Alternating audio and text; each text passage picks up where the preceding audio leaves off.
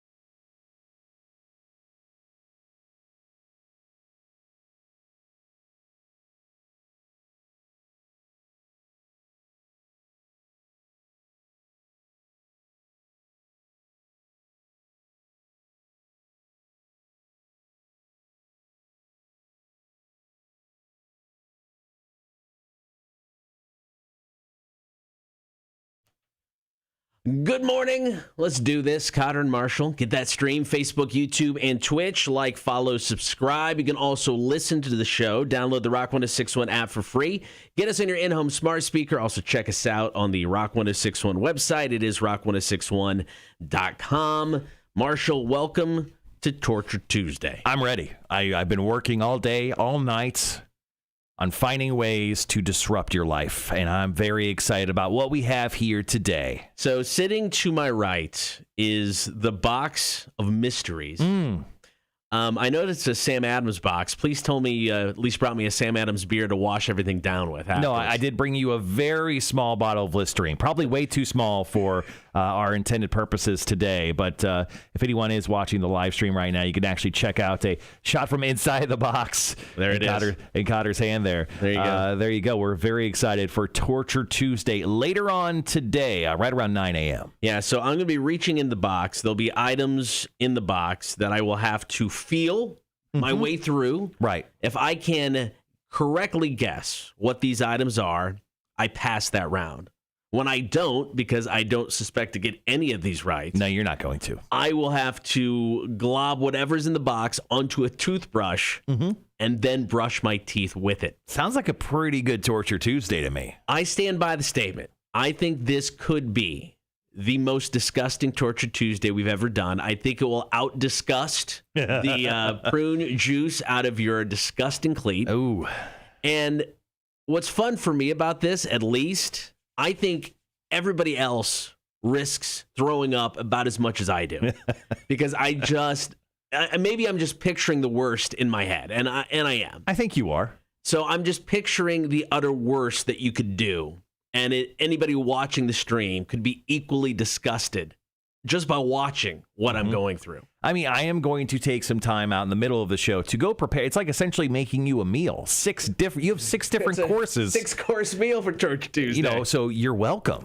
Thanks. Yeah, it's going to be very, very interesting for Torture Tuesday. I'm not going to give away anything. No. I will give you a hint sometime later on in the show about what items you can possibly anticipate. Okay.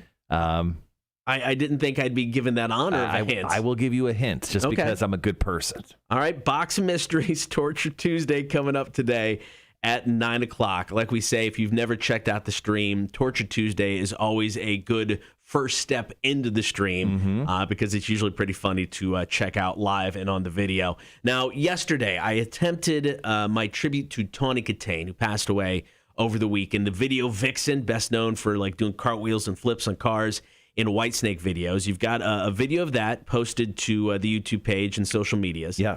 I talked to my wife yesterday when I got home, and she's like, I was yelling at you in my car before you went out and did this. I told you it was a bad idea. Over the weekend, I didn't mess up my back to where I was incapacitated, but it was stiff and I was just sore. So she's like, I was yelling at you. What are you doing? You hurt yourself this weekend. Stop, you stupid son of a bitch.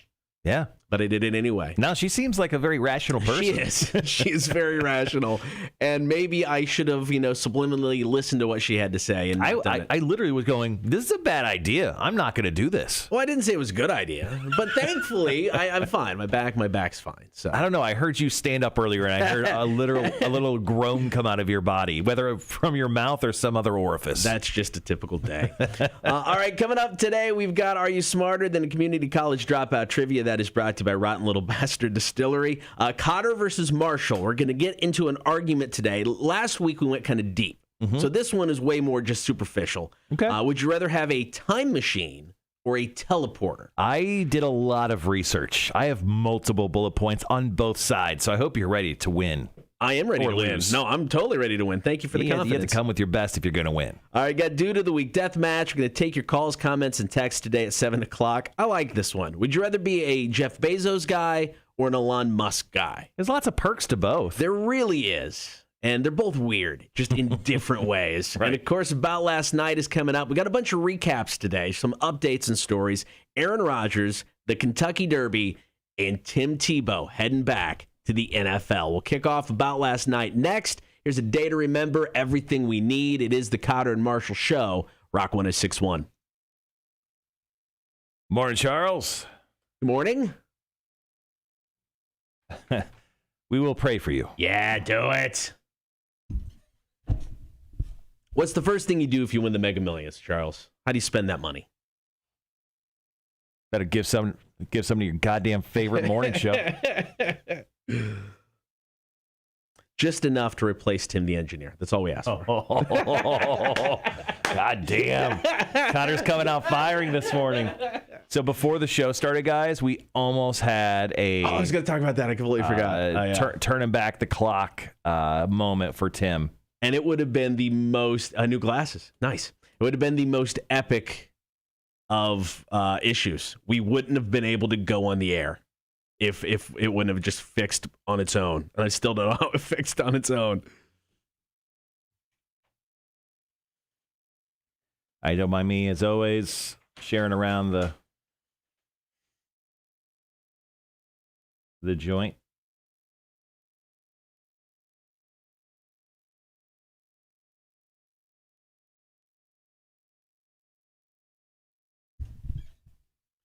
All right, gonna talk Tim Tebow. We talked about him, was it last week? Last week, right? Mm-hmm. And about how he may be heading back into the NFL. We got more of a little bit more confirmation on that. This whole Kentucky Derby thing is just stupid. Oh, it's so funny. It's just getting crazy with the trainer guy, Bob Baffert. So we'll talk about that. And then the never-ending saga that is Aaron Rodgers. Just do something already, man. It's only been going on for 2 weeks, man. I know, and I'm already tired of it. But, I will say the interesting part about it is there is something new almost on a daily basis. I mean, the core story stays the same. He's pissed off at the Packers, blah. But there's always something, a new element coming in. And the funny part is it true? I don't know. I don't know if any of it's true at this point in time. I mean, if you're Aaron Rodgers, it's like, this is kind of getting crazy. Do I just lean into it and say, F it, have some fun? Why not? I definitely think it's true because you have... I mean, I was reading some stories from Davante Adams, who's the lead wide receiver for the Packers, just last night. And essentially, it broke down to the fact that Davante Adams, who's in his final year of his contract, said, depending on what's happening with Aaron, that would depend on what he would want to do with the team as well. So, another layer. Yeah, he kind of he laid it out there real subtly, and I was like, this is awesome. And this is when the Packers fall apart. It only took 40 years. All right, guys, be right back.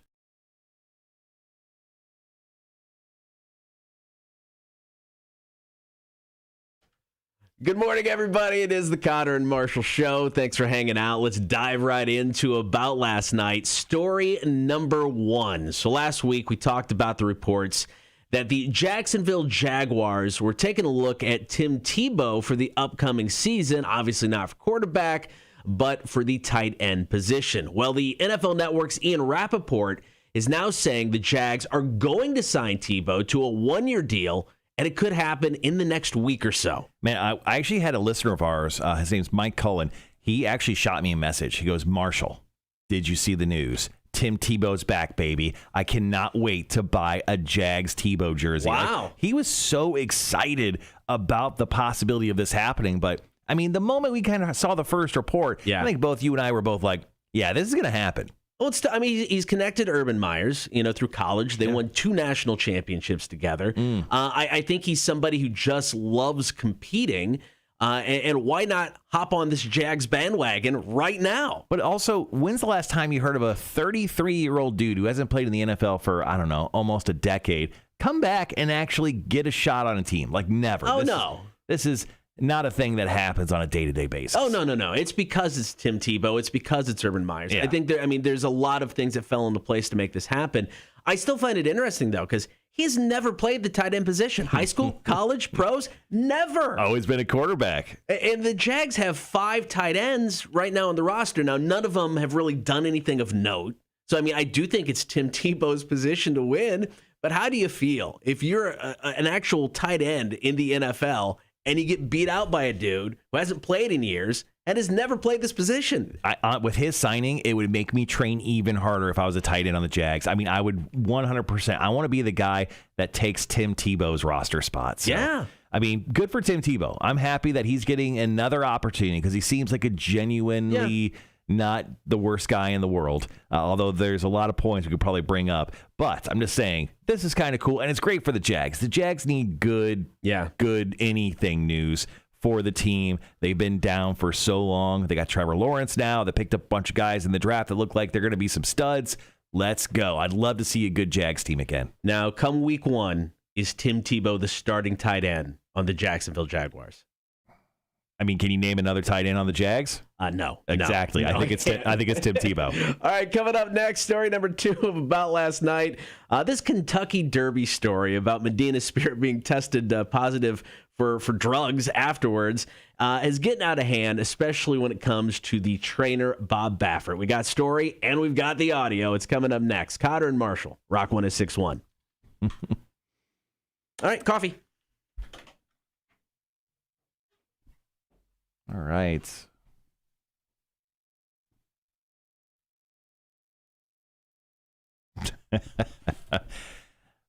Charles, great comment there. If you buy a Tebow Jags jersey, do you have to wear your jean shorts with it? And yeah, I think you do. I absolutely do think you do. It's a major Florida move, but Mike Cullen, once again, fan of the show, messaging me last night. Let's see. Literally, quote, haha, I'm ready to get me a Tebow Jags jersey, and then screamed at me with Duval. Hey, man. Sometimes when your team sucks for decades, gotta let them have a moment. Let them have a moment, man. For sure. All right, coming up this hour, we got 2 more stories. Kotter talked about Bob Baffert going back to the Kentucky Derby. Lots of sports here in About Last Night. Bob Baffert's a jackass who is literally coming up with the most asinine reasons why he cheated. They're insane from an old man, and they're going to continue to be insane. And I think he'll eventually just absolutely get banned from the sport. Yeah, I don't think this ends well for him at all. It's a bad look for him, and it's not coming out. It's not coming out any better. No. And we got another story about Aaron Rodgers, and then Kotter found this random story in regards to like these stars being plucked from obscurity. So we'll talk about that as well before we jump into our 7:00 hour. Yeah, some of these are pretty interesting, I thought. Still means I got a chance, a big break, just waiting to be plucked from obscurity. There you go. Pluck me.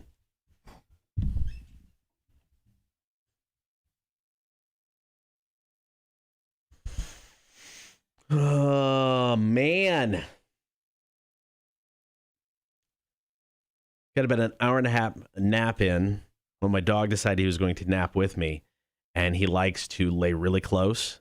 Mm-hmm. And then if you move just an inch, he's like, oh, I can get closer still. And by the time I know it, I'm like almost halfway off my bed. So my hour and a half nap did not go well. Oh, shame. Damn, Mr. Blonde. Mm.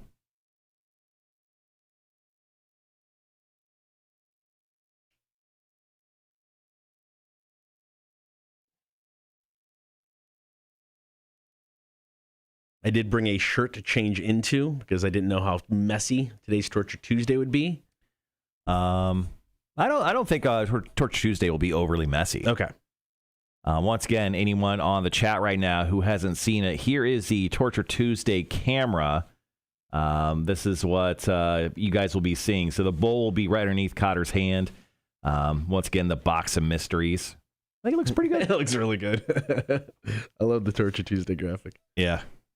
Yeah, once again, we'll be doing that today at 9 o'clock. So essentially, I have 6 different things that are going to go into a bowl. Kotter's going to stick his hand in the bowl, and if he can figure it out, and I'm going to be pretty lenient. I mean, if you can... I think that's fair. I think there are things in the bowl that you'll immediately get, but I don't know. I don't know if you will. I mean, it's so hard. I mean, it's like when we did the Peep tasting. It's like you taste all of them, and it's like I think we got 1 or 2 ish right. But then if you go home, when I went home because we had extra, and if you just smell them, the smell instant and looking at them, you add the 2 other elements, you instantly know what it is without even tasting it. Yeah. Here, without being able to necessarily smell anything or see it. Yeah, I mean, it's going to be so tough. Yeah, Charles says that looked like the thing from the Addams Family. Hold on, let me just go back. The Addams Family. They do what they want to do, say what they want to say, live how they want to live, play how they want to play. The Addams Family. I love that song. MC Hammer. That was the first piece of music I ever owned.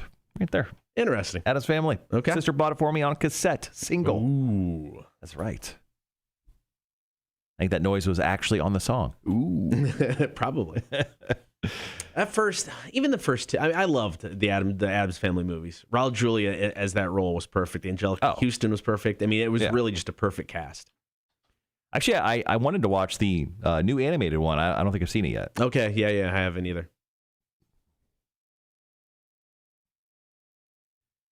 So this weekend, I think I'm going to go see Saw, the book of the book of Saw Spiral or whatever it's called. Right. I think I'm going to do that Friday night because we have to wake up super early on Saturday. We're going to be hosting a Mothers Against Drunk Driving 5K in Guyton, and then we're going to follow that up with a small break and then going directly over to Savannah Harley-Davidson to Judge Barbecue. So are we hosting, or are they just getting us there to use as the poster people and saying, this is what you don't want to be? This is the prime example of what we are against. Maybe they're playing the long game. They're playing it up, and then they're going to chastise us the moment we get on site. I'm not for sure. And then from there we go to King of the Hog Barbecue. That's right. A little back-to-back community action there. Getting it in, baby. Yeah, I think on Saturday after that, I'm not gonna drink obviously Friday because we have to wake up so early. So I'm gonna have a few beers on Saturday, and that's my day. Yeah. Yeah, I don't know after that. School's almost done, so my wife, I think she says this weekend she doesn't have a whole lot of stuff going on, so that's nice. Cool. Tell her to come out to the King of the Hog, man. If she ate, meat, maybe. Maybe they'll have some vegetarian options. Maybe. No, I'll say something to her. See if she wants to come out.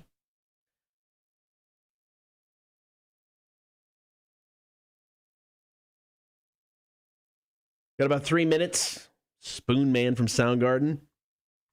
And then we'll get into this Kentucky Derby story. Let's go ahead and ask this question. Y'all better get some extra reps in with the bands after eating all that barbecue. Dude, I worked out last night hard, man. I'm telling you, Charles, I hit the home gym hard last night. It was weird, though. Like, Nicole and I were both working out in the gym around 6. Yeah, 6 o'clock. She got home a little bit early last night.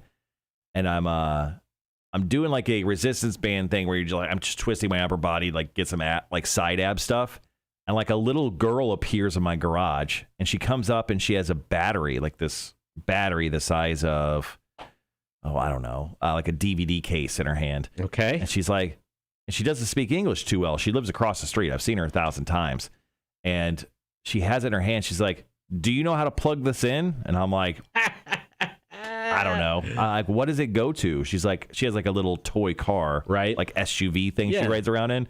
And she's like, the SUV. And I was like, yeah, all right, cool. So I walk across the street and I plug it in.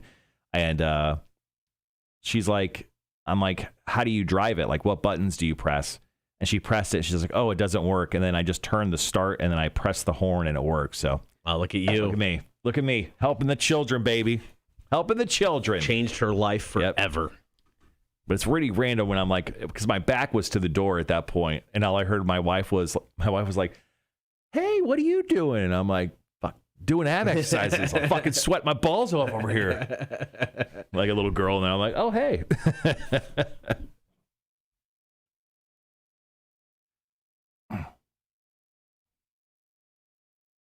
Yeah, but anyway, yeah, I went hard on the bands last night. That's good. I played some. I beat a video game with my buddy Ken. He lives up. He's a professor up at West Point. So him and I finished up 9 Parchments. Okay. It's like a wizard game. Okay. And then I did that, and I watched an episode of The Challenge Reunion Part 2, which obviously you know was a banger. And that was it. That was my night. So I was looking for something just the other night quick to watch. And I don't remember which service it was, but they had The Challenge. I'm like, all right, Marshall talks about The Challenge all the time. Give it a shot. Well, I think it was like season 1. I know it wasn't season 1, but it was early, non-widescreen season. The Miz. Yeah, The Miz is on there. The Miz was on it, competing. Yeah, he started out as a member of the Real World. Yeah, he was on the Real World. But yeah, so it was just funny to see him on there. He looks so effing young. Mm-hmm. And I looked into it. He's actually signed to WWE at the time he was on this. He just hadn't made the main roster yet. Oh, okay. All right, I'll be right back.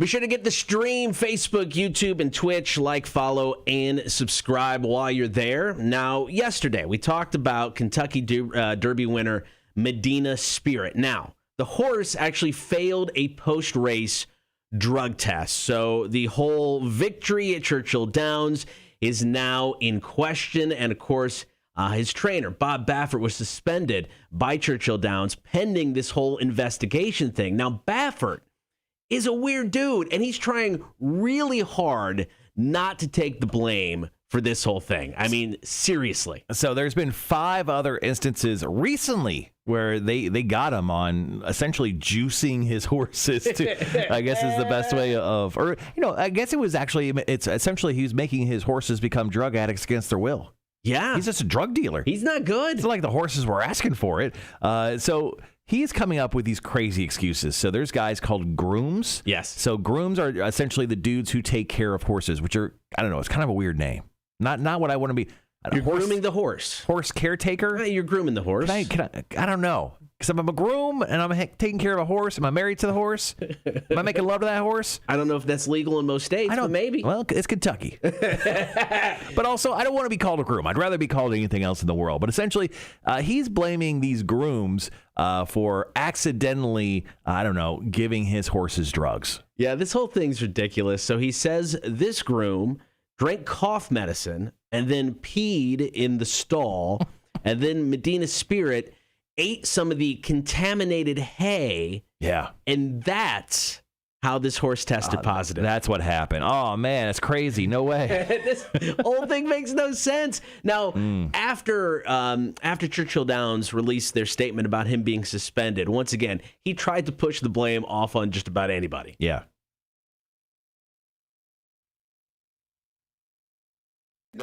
I think they had to just, with all the noise going out, we live in a different world now. This America is different, and it was like a cancel culture kind of a thing. This has nothing to do with cancel culture. Does he understand what cancel culture is? I don't think so. I don't think anyone is against Bob Baffert. He didn't do anything, socially wrong. It's just that he's a cheater with horses. He drugs horses for a living. That's not cancel culture. That is not cancel culture. I don't think he understands what that means. No, it's just him being bad at his job. Yeah. No, seriously, in the past year, 5 other horses on top of Medina's Spirit have tested positive post-race for drugs. And here's what he had to say when he was asked about that. You've had 5 horses from the Baffert barn in the last year to fail a drug test. Now, what would explain that? But they were all resolved. They were contamination, and we have to fight this. And for some reason, that is the problem right there. And people in the public don't understand. People in my world, they understand this is all BS. And unfortunately, it happened to Bob Baffert's not stupid. That's not a drug that I would use on a horse. We don't use that horse. We don't use that drug. The horse never had it in him. And we have the documentation. We're going to show everything. Hey, you got to fight for your right to drug horses. Bob Baffert, Jesus Christ. Dude needs to stop talking. And this isn't the first time he used this sort of excuse, blaming the groom on contaminating a horse. Now, when 2 of the horses tested positive last year, he said the grooms used lidocaine on their hands when they took care of the horses. Right. And the horses somehow ingested that, and that's how they tested positive. Oh, totally, yeah. For some other drugs. So he's got it. Legit. This is his go-to excuse. Right. It's always someone else's fault. I think I've seen this playbook before. He's getting banned, right? I mean, how do you not? I don't know. I mean, it's like if you had a valid excuse and you'd be like, hey, this is what happened. And if the average person could look at it and go, you know what? That makes sense. Nobody's looking at this excuse going, legit. Not only that, it's happened 5 times in the last year. It's not like an accident. I mean, it seems like a reoccurring issue, wouldn't you say? I agree. Bob, I give him, I don't know. It depends. If he keeps talking, I give him about a week. He gets the nickname of Crazy Bob Baffert in like 2 seconds if he keeps talking. All right, coming up next, one more story to go in about last night. Got another update on Aaron Rodgers. Get to that after 5 Finger Death Punchers. Blue on Black, Rock 106.1. Morning, Gibby. Morning, Josh. Morning, all. Josh says, I'm doing a road trip in a few weeks. Y'all want to have a beer tree? Yeah, I can do that. When are you coming down? Hit us up with dates. Message us. I admire your guys' restraints. Yeah, I really wanted to say Bob Baffert's a crazy piece of shit who should be absolutely banned from horse racing. I said it, just not the cussing. Wanda, good morning. Wanda, what's up? Charles goes, is it doping by osmosis? Yes, Josh, by the way. I'll answer yours as well. Yes, I'm in.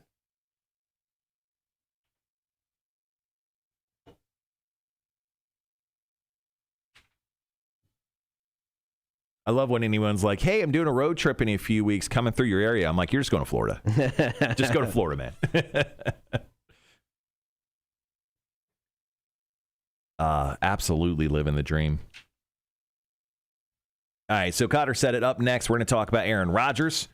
A few little tidbits from some NFL insiders. Once again, don't know if those are true, but hopefully they are, because I am willing to do anything to get Aaron Rodgers out of the goddamn NFC North. Anything. Morning, Jeremy. After that, we'll talk about some stars plucked from obscurity, and then we'll hit up our topic for the morning. Once again, if you had an opportunity, would you be Jeff Bezos' guy or Elon Musk's guy, as in his right-hand man? A lot of perks. There are perks, and like I said, they're both weird in just different ways. Mm-hmm. But I mean, it's an easy. This is an easy choice for me. I'll get to it after 7, but to me, it was an easy choice. I think I know exactly the way you're going. Yeah, I'm going the opposite. Are you? Yeah, I'm gonna go the opposite. I'm intrigued to hear why. Yeah. The reason is ridiculous, but yeah, absolutely. No, I get it. All right, guys, welcome to Torture Tuesday. We are doing the box of mysteries for everyone who's joined the chat and joined the live stream. Once again, thank you. So at 9 a.m., I know it's a few hours away, but we do it later just so we can get as many eyes on it as possible. Kotter is going to be taking on the box of mysteries. So I'm going to go ahead and shoot over. So this is what the camera is going to look like, guys. So It's like Kotter is trying to inseminate a horse right now. So what's going to happen is we're going to put a bowl at the bottom of that box. Kotter's going to stick his hand in that box. He can't see what's in the box. Can you see? You can't see what's in the box from the position we're in. I will not have the screen. Right. On. Yeah. I'm not going to leave the Twitch, or maybe I will. Yeah. No, it's totally not up, guys. Is that? Oh yeah, I totally know what that is. Yeah. So what he'll do is he'll stick his hand in that box and he's going to tell us what is in the bowl. Pretty precisely, but there's some leniency. Yeah, I think that's fair. If it's a bowl full of barbecue sauce, and he's like, is it, is honey mustard barbecue sauce? Is it barbecue sauce? Yeah. No, yeah, I think you nailed it. But if he's not, what brand? it's Heinz, whatever. So that's fair. So anyway, if he gets it wrong, which most likely he's going to get at least all of them wrong, he's going to have to then take a big old scoop on a toothbrush and brush his teeth with them. Or whatever concoction I put together. So there you go. That's what we're doing at 9 o'clock today for Torture Tuesday. Pretty excited about it. Pretty excited about it. Yeah. I'll give you a hint right now. How about this? Okay. I spent $20 yesterday on these items.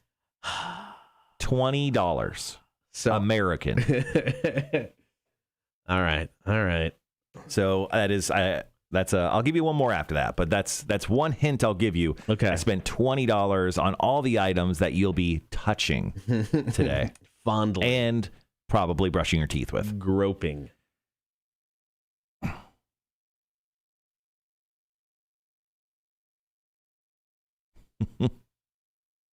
Will his nose be clipped so he can't smell? No, I did not anticipate that exact thing, so I don't have a clip either. I got a pair of scissors. That works. All right, be right back.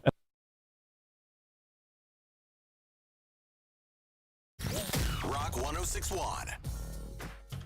Good morning. Thank you for joining us today. Kotter and Marshall Show. Be sure to check out the stream. Coming up at 9 o'clock today, Torture Tuesday. Want to watch it? Facebook, YouTube, and Twitch. Like, follow, and subscribe. All right, one more story to go in our update-filled edition of About Last Night. It is the never-ending saga of Aaron Rodgers. Now, the latest report from ESPN's Jeremy Fowler says Aaron Rodgers is dug in on his trade request, making Marshall very, very happy. He said the Packers are still actively looking for solutions here. They're trying to keep solutions to trade him. Just heads up. They're trying to keep an open line of communication with Aaron Rodgers and his agents, so no traction in the short term. But many people around the league believe Aaron Rodgers is indeed dug in, and there's belief by some that he wants to be out west. Denver is a team that's buzzing in the league circles. I was told by a source that Denver is monitoring the situation right now. Denver has the salary cap room to hold a contract like Aaron Rodgers, even with Teddy Bridgewater and Drew Lock's contracts there. I mean, I think this is a great move. It's a great move for all. Let's go ahead and make this happen. He'd be so much happier on the West Coast. I mean, he's a West Coast guy, right? So Denver, pretty close to where he probably wants to be. He probably wants to be with the 49ers, Sure. but that's not going to happen. Let's go ahead and move him to Denver. I think that is the best way. You know what? Aaron Rodgers, sometimes he looks chill, but you could tell he's not chill.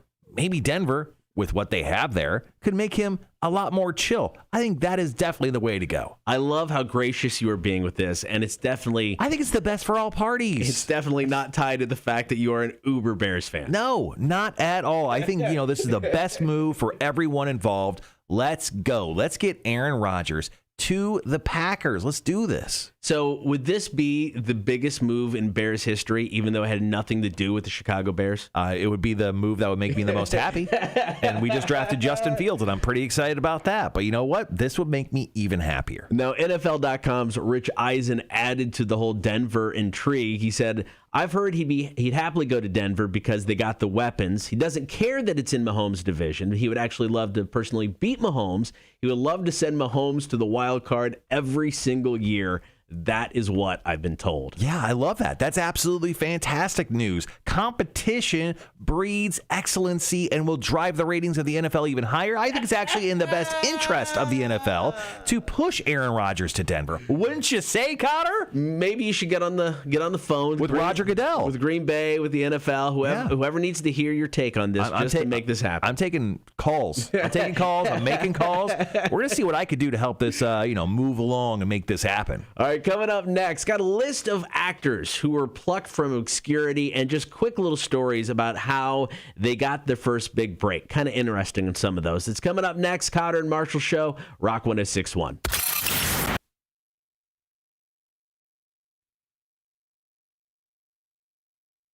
Gibby, that is a good question when it comes to his nose clip. No, we don't plan on clipping his nose.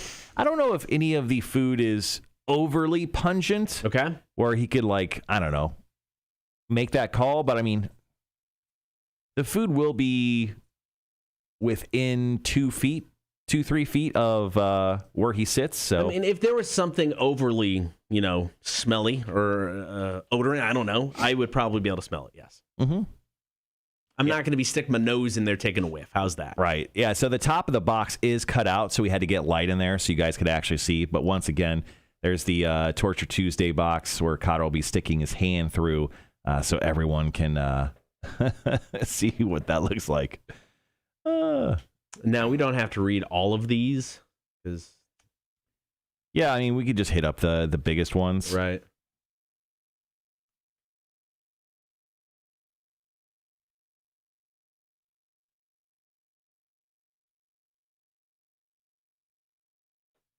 Oh, coffee.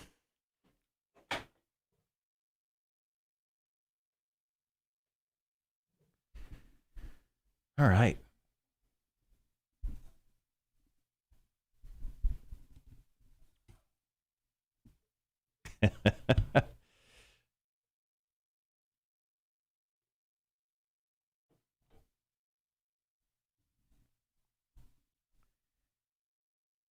Yeah, Wanda, I completely relate right now. So Wanda on the chat was saying that she may need to go back to bed because she keeps dropping everything.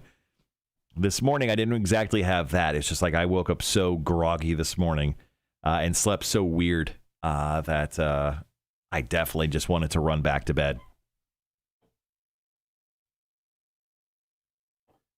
But don't worry, I'm drinking 2 energy drinks this morning so I can keep awake and keep active.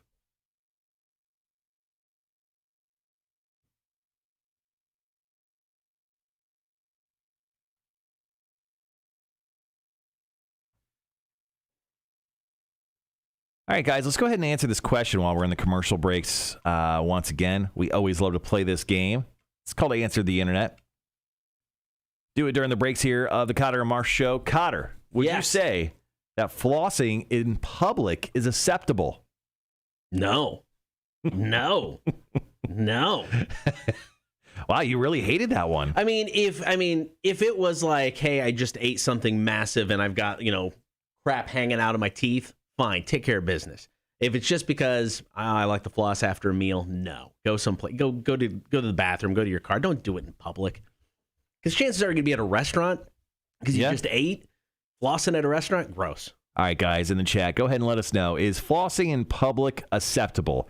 I would say no. I don't even like to really see it in the bathroom, but you know what? That's acceptable. If you go to the restroom, you have some popcorn stuck in your teeth, and you have some floss, take care of business. You got a piece of chicken, fling that foul out. I don't care. Are you a straight up traditional floss guy, or do you like the little sticks that have the little piece of floss on it? No, traditional floss. Really? I don't like the pick floss. Yeah, I like things. the pick floss things. Yeah. Way to go. When do you how many times a week do you floss? I usually floss every day before I brush my teeth. You're a big flosser, huh? A big flosser. All right. And when needed, after meals. Apparently. Kotter, let's see. Wanda agrees with you. Bodine says bathroom for sure. Yeah. I think that's definitely the way to go. Bathroom only when it comes to the flossing. Gibby says not in public.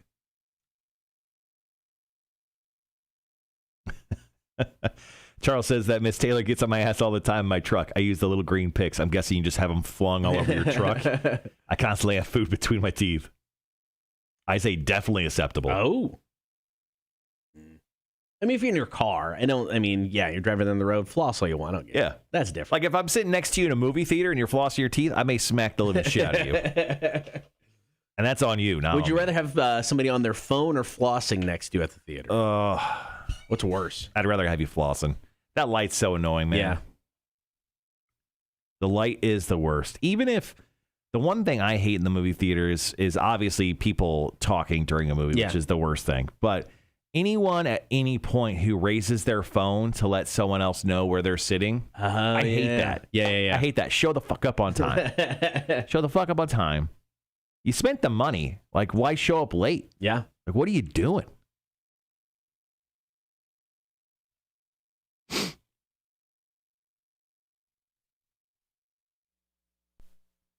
No way we're getting a Vic call earlier this morning. No, it can't be Vic. Rock 1061, hello. Rock 1061, hello. Hey, morning, fellas. It's Dave. How you doing today? Good, Dave. How are you, man? Not bad. Yesterday I was telling you about, we were talking about fingers and toes. I told you the story. I cut my finger off. Yeah. I forgot the other one, man. What's the other one? Back in '83, I was going to college in Ohio I was going to an automotive trade school. Okay. And our class project was rebuilding a 69 Camaro. And I had the detail of, I had to restamp the intake. And they got these stamping numbers that are on these, I don't know, they're 3 or 4 inches long and they're steel and they got numbers on them. And I was stamping and they gave me the number and it was like 8 or 9 digits, whatever. And I got the first 3 or 4 stamped really good and I went to stamp the next one and I missed the dang stamp and I plastered my thumb with a ball peen hammer and split the end of my thumb into 3. Oh my Lord!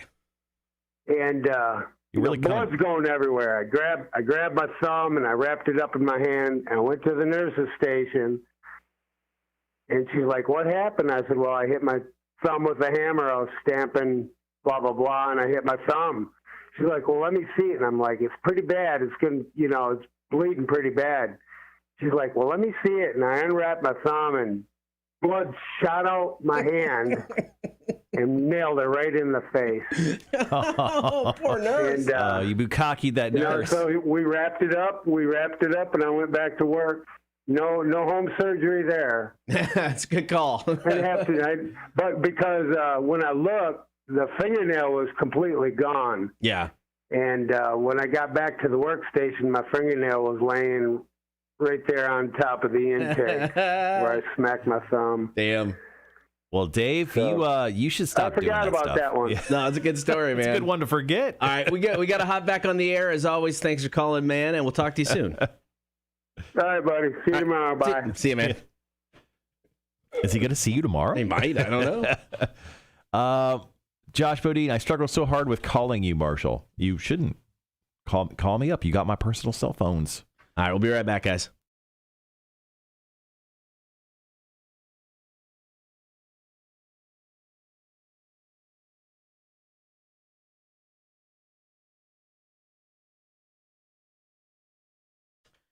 The 20th annual, or the 20th anniversary annual would be awesome. 20th anniversary Rock 1061 concert is coming up Saturday, July 3rd. You got Puddle of Mud, you got Filter, you got Sponge, you got Lilac.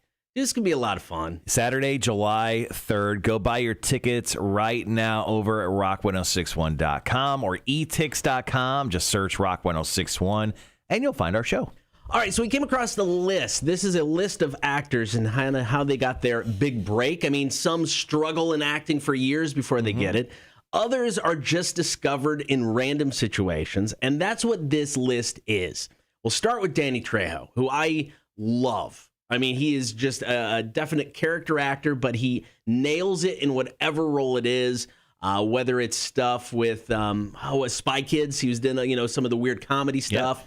Whether he's just being a super badass, dude does it all well. All the Robert Rodriguez films he's been in, I mean, they're fantastic. Well, Danny Trejo was a drug counselor because he was in jail at one point because he was helping recovering drug addicts and found himself on the set of Runaway Train helping some people there. And he ended up doing a scene with Eric Roberts, who's essentially been in every film ever. And that's how he kind of got his start, which is super cool. So Chris Pratt, of course, Parks and Rec, and now the Marvel Cinematic Universe, was actually discovered by Tommy Chong's daughter, Ray Dawn. He was waiting tables on her at the Bubba Gump Shrimp Company. I'm kind of curious. I'd like more details there as to what made her go, that guy could be an actor. Because Chris Pratt wasn't exactly like he wasn't this, svelte, super buff guy at that time. He's just kind of a chubby loser like me. You got a shot, Marshall. Still got a shot? Still got a shot. I don't know about that. Norman Reedus. Of course, everybody loves Norman Reedus from The Walking Dead. He was only discovered because he was having a really bad day. He got fired, so a friend took him to a party to cheer him up. There he got tanked, and somebody just noticed him and offered him a role to play. That's essentially, if that's what it takes, I am going to be a superstar. Right? Because I am really good at showing up at parties and getting tanked. That's how I want to stumble into acting. What was your big break? Oh, I got really drunk. That's it? That's it. Edward Furlong, of course, probably best known for the T2 movie, went to hang out with his buddies at a Boys and Girls Club where he was approached by the casting director for that movie. That's just good timing right there. Right? I love the story of Charlie Hunnam, of course, of Sons of Anarchy. He got discovered because he went drunk Christmas shopping on Christmas Eve. While he was out, he blew a kiss to an older woman. Horny, bonk. She was a production manager and asked him if he'd be considered acting as a profession, and that's how he got his start in acting. Which, a lot of people would just find that creepy, especially nowadays, and call him out and cancel Charlie Hunnam. But back in the day, blowing kisses drunk got you jobs. All right, coming up, top of the 7 o'clock hour, call, comment, and text. 800-394-1061. Would you rather be Jeff Bezos' guy or Elon Musk guy? And we're talking like the right-hand man. Exactly. You're there working with him day in, day out. Dr. Evil's number one. Who would you prefer to be working with, Bezos or Musk? Call, comment, and text now, 800-394-1061.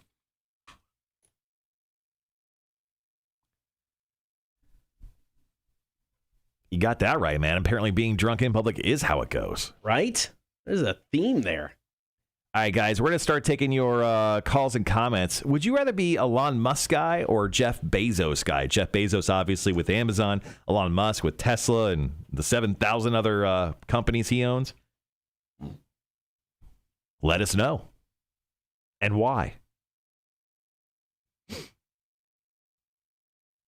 little bit of a different question today. We wanted to try something different today, so it's a very simple question, but once again, just let us know. Elon or Bezos' guy, let us know. Yeah, this one was easy for me. Obviously, if you're Elon's guy, you can go to Saturday Night Live. Highest ratings they've had in a while. Yeah. And one of the worst episodes ever, allegedly. I didn't watch it.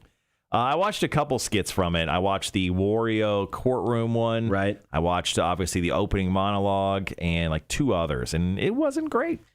So I read somewhere there was a skit, Millennial Hospital or something, that some people on the internet, not that that means anything, saying the worst skit ever in the Saturday Night Live history. Yeah, I watched it. It's not great. Yeah. Elon Musk he's not talented at acting. He's talented at a lot of other things. Right. No, I get why they bring in non-actors, because obviously it brought ratings, so people wanted to see it. So I understand why they do it. It's not always just about actors on SNL, but man, does it show when they bring in a non-actor, because it's usually bad. Yeah, Elon Musk, he actually got SNL to agree to stream the his performance or that show on YouTube, so international audiences could watch him as well. Interesting. I don't think that added to the television rating, but yeah, it's I don't know. It's it definitely probably helped kind of get some eyes on it. Yeah. Twitch is Amazon too. I always forget that. Twitch is owned by Amazon. Talk about a good buy for them. All right, I got 3 Musk guys on the chat. Once again, guys, drop in your comments. Let us know. Would you rather be Jeff Bezos' guy or Elon Musk guy? Tell us why, too. Tell us why. I mean, whether you want to go to the moon, you want to be Jeff Bezos' guy just so you can get everything one day shipped to your house. Did you see that they're building an Amazon shipping or place here? Yeah. I mean, we could technically get one-day delivery here in Savannah. That's true. So when I was in Las Vegas, I literally ordered something at like 6 a.m. and I got it at 4 p.m. Are you serious? Mm-hmm. That's crazy.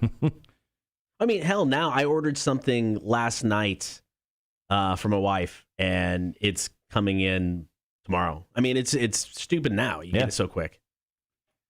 Yeah, they're building a facility right in Pooler, right next to where Gibby works, actually. There you go. Anyway, it is tough. Like, it is tough, but I think I have my mindset. I got some facts to back it up. Right. So how do you want to work the call in today? I'll probably have 5 or 6 comments. They're shorter, obviously. I don't know how many calls we'll get, so I'm going to go ahead and probably say this will probably be possibly a shorter one, like a 2-breaker. That's fine.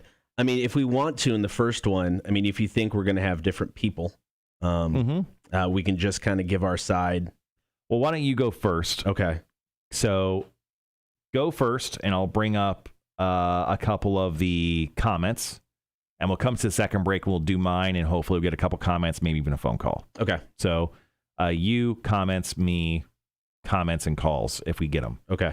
So let's go with that idea. And that third break, we can shift to concert and go deeper on that, and then we could just do dudes for the.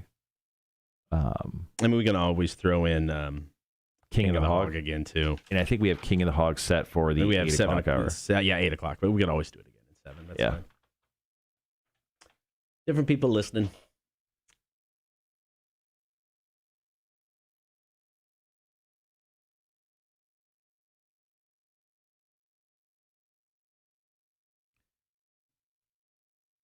It is kind of interesting to see both Elon Musk and Jeff Bezos have their hands in Savannah, though.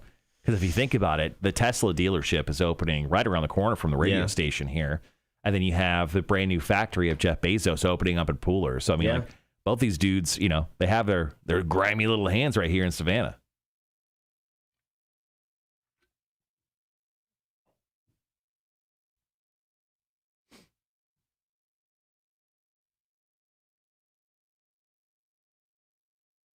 So coming up in the 7 o'clock hour, obviously, we're going to ask you guys your thoughts on whether you'd be an Elon Musk guy or a Jeff Bezos guy. And then on the second half of the hour, we're going to do the Dude of the Week Deathmatch. 2 great stories, and we're going to make you guys choose on who is going to officially be the Dude of the Week. Yeah, the second one I got a kick out of. I thought that was funny. The anti-boomer group. Yeah. that was pretty good. So for our Kotter versus Marshall today, I initially, so I was doing some bullet points for him, and I initially thought I would want to go with one, and then as I was bullet pointing it, I'm like, oh, this one's way better. So I switched, but I'm ready to go for either. I have bullet points for all sides. Yeah, so. No, I do too. But like I said, I thought I was going to go one way, but then as I was laying stuff out, I'm like, oh, nope, I think I got a better argument here. If I get to choose, I'm choosing this. All right, guys, we got like 8 minutes, a couple tunes. Wanda, thanks for dropping in your comment there. Once again, guys, anyone on the chat who hasn't yet, make sure to drop in your comments on whether you'd like to be Jeff Bezos' guy or Elon Musk's guy or gal.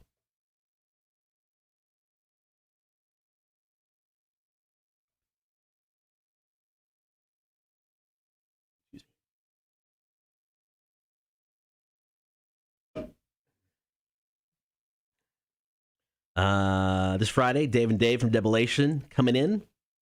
I know of at least 2 beers they're bringing, but when asked if he should bring more, I of course said yes.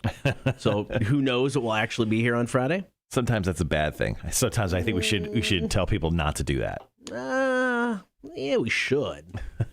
But why? Yeah, well, we should tell them to just say anything extra you have to just leave with us. Yeah, that's fair. And we don't guarantee anything. No, that's fine. We're not guaranteed to drink any of it. We will. Right. Well, we're not guaranteed to drink all. It'd be a pretty bad bit if we didn't drink any beer. Definitely would be.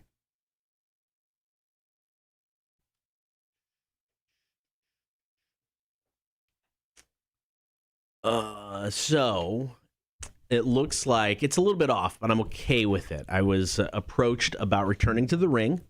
Oh, yeah? At the August show. Cool. You gonna do it? I think so.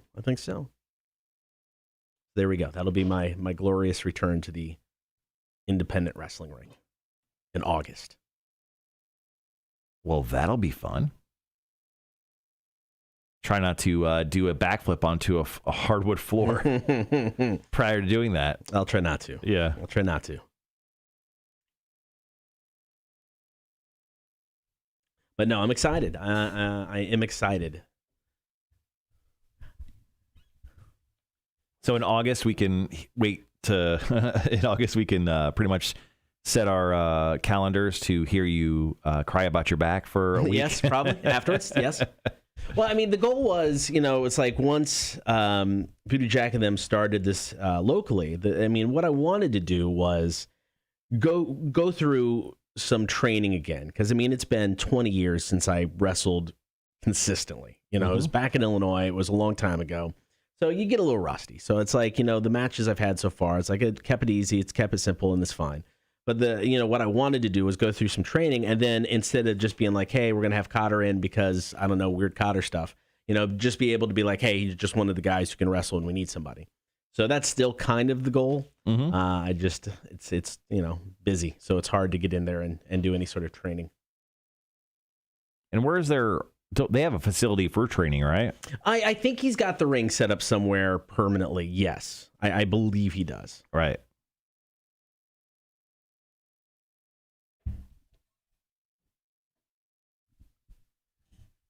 All right, guys, we are how far away? We still got like 6 minutes. God, what song are we playing next? We're playing, we're doing Shine from Collective Soul right now, and then we got Foo Fighters next for Bonnaroo. So, we can talk about that too. Listen to the song, text the name of it to us, 800-394-1061, your chance to be in the running for the 3-day passes for Bonnaroo and Hotel. Check out Foo Fighters, among others. Let's do Foo for Bonnaroo at the 25. We need to. And then we do have comments on the Facebook page for this as well. Oh, did we get some? Yeah, we did. Oh, good. I did not see that.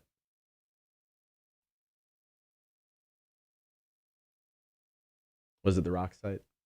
I don't remember. I saw him this morning when I got in. Oh,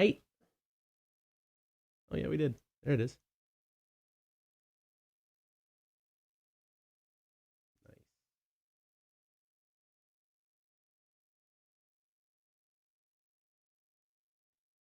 Copy these over here. Yeah, go ahead and hold on to those. Yep. I'll take streams. Okay. So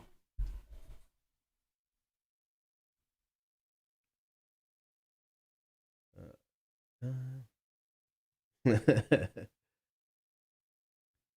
right, guys, we're back on the air here in 5 minutes or so, playing some new Foo Fighters right now. Right, new Foo Fighters? No, it's definitely not new. Oh, okay. Sorry, I thought you were playing the new one, Chasing Birds. So anyway, after the Foo Fighters, we'll go back on the air. We'll go ahead and break down whether you want to be Elon Musk guy or Jeff Bezos's guy. We'll use your comments from our Facebook page. We also got your stream comments, and then we'll break down who we would go with in regards to this as well. 8 o'clock hour today, we're going to do Kotter versus Marshall, play some trivia as well. And then in the 9 o'clock hour, we'll have Torture Tuesday. And then we'll wrap up the show with Marshall's music news as always. Wednesday for the show, we're going to have Chicks on Dudes with Mac. I need to put together that. Still. All right, we got about 4 minutes left. I spent all my time yesterday building our Torture Tuesday box. What I did was I took a Sam Adams beer box. Mm-hmm.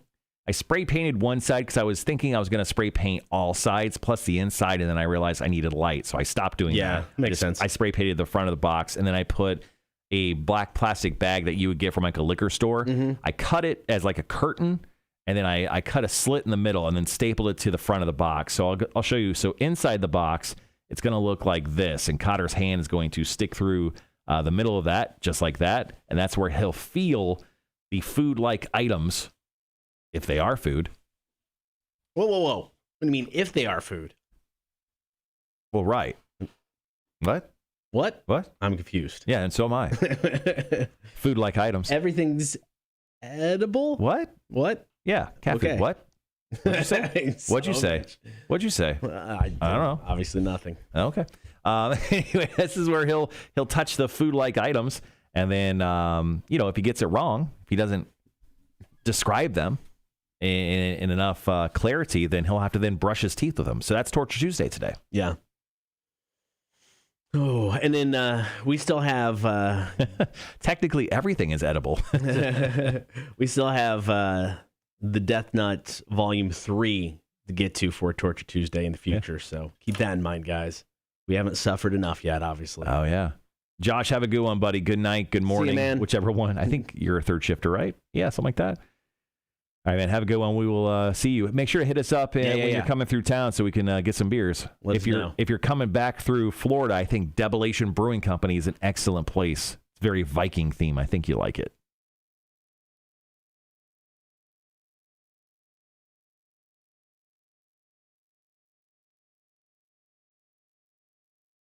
All right, got about 2 minutes. Let's see. I'm just trying to find the comments from earlier. There we go. I'm going to start there. Aight. And saving yours for the second break, right? Yeah. Okay. So once again, comments. I'll do some stream comments. You could do a Facebook comment one here if you want. Okay. And then we'll go ahead and probably go to break. Then we'll come back. We'll go my side because I think you're going a certain way. If not, we'll figure it out. Right. We'll come back with my side, and then we'll go back over all the rest of the comments we have. Perfect. And then whatever else we get. Yeah.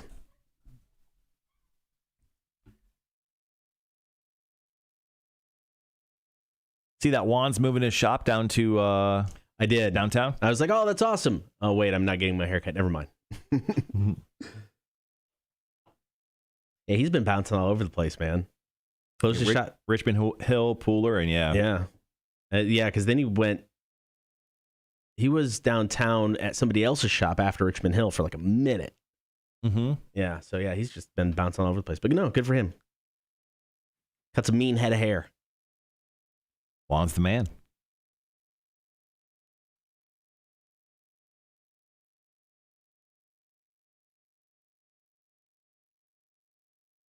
All right, got about 30 seconds.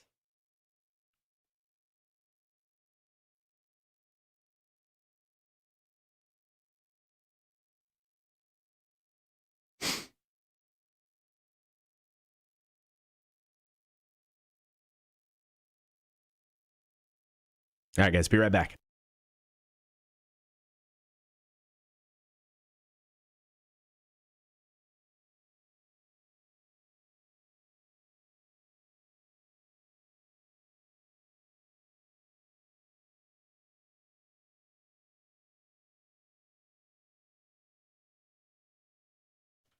We're about 2 hours away from Torture Tuesday. If you're not on the stream now, be there at 9 o'clock. Facebook, YouTube, and Twitch. As always, like, follow, and subscribe. This morning, we are taking your calls, comments, and text. 800-394-1061. Would you rather be Jeff Bezos guy or Elon Musk guy? And we're basically talking right-hand man for each of these individuals. And this one was super easy for me. I mean, when it comes to money, throw it out the window. They both are, billionaires upon billionaires multiple times over. So money at this point in time, Bezos has got more, but it's just kind of irrelevant when you're at that level of money. It's just stupid. So this was easy for me. Elon Musk, all day long. Really? One word, space. I mean, there's other words to go along with it, but space. I mean, you got a chance to go to outer space. Elon Musk is your guy. Now, Jeff Bezos to me, okay, they both seem like they could be criminal masterminds. But Bezos really throws off that, he looks like Lex Luthor. That's 100%. Exactly. So, I mean, to me, he is definitely the stereotypical arch villain trying to kill Batman and Superman all the time. Elon Musk, he just looks like he wants to get high, hang out with his weird girlfriend, go to space, just kind of chill. I mean, super smart. I mean, you never know what that guy's going to invent next. And to be part of that and to say you had a hand in helping this man revolutionize the world. Send people to Mars? Yes. And murder them. No. Let's face it, the radiation on Mars. I mean, you hang out with Jeff Bezos. You know what you're going to do? You're going to hang out on a yacht. But I'm going to get to that here in a little while. Elon Musk, you're going up to space. And yeah, space sounds great, guys. Yeah. But have you actually ever done any research on what it's like to be in space? You have to be a certain kind of person to even actually get your butt up into space. But I don't know.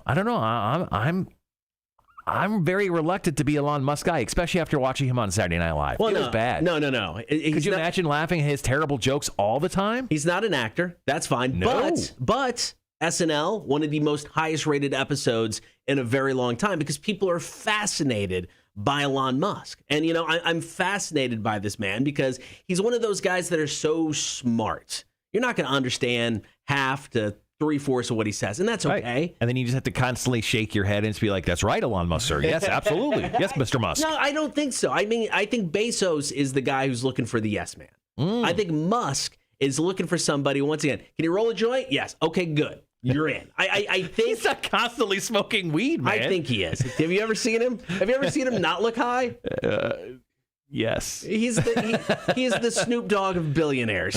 He's constantly. That's offensive to Snoop Dogg. It's very offensive to Snoop Dogg. But I'm telling you, man, it's Musk all day long. I mean, he just seems way more chill. Bezos seems so uptight. Is it the black leather jacket that he constantly wears no matter the temperature? Ooh, he'd buy you a black leather jacket. So you'd have matching jackets. You and Musk just hanging out as buds. Little cool biker gang, right? Driving around in the weird space truck that he built. I mean, Bezos looks like at any moment he could just turn and be like, he nods to the guy behind you, and then you're whacked. You know, I mean, I just get that vibe. But speak of like the living on the edge that you would have constantly just with Jeff Bezos. I mean, the adrenaline would be nonstop all the time. Is it though? I don't know. He just looks so uptight. He doesn't look like somebody who can have a good time. Yeah, you're going out in a yacht, but he's just going to sit there and be all proper, and his back's going to be straight, and he's not going to know what to do because I'm just so socially awkward. I think you're getting confused. I think you're getting the wrong vibe from Bezos. Maybe that's the vibe he's throwing out. That's not the vibe I want to hang out with. Elon Musk. Let's go to the stream and see what people are saying. Charles says, I would go with Elon Musk. I want to be his right-hand man so I can go to space. And, you know, that's kind of the overall, like, overarching kind of one thing that people are attaching themselves to. Josh says, Musk, let's go to the moon and Mars or overnight delivery. Woo! And then SMCG386 on the stream says, probably Musk. I'm into the space stuff, so SpaceX stuff would be badass. And maybe he hooked me up with that top-of-the-line Tesla Model X. There you go. Another bonus. Rhett Parnell on Facebook said, Elon, he has space rockets. Jeff only has a bunch of dumb trucks. Hey, telling you. Those trucks move stuff, baby. Yeah, they do. And they double as bathrooms. All right, coming up, we've got your calls, comments, and texts. 800-394-1061. Would you rather be Jeff Bezos' guy or Elon Musk guy? We want your calls. 800-394-1061. Here's Pop Evil. It's Breathe Again. Kotter and Marshall Show. Rock 1061.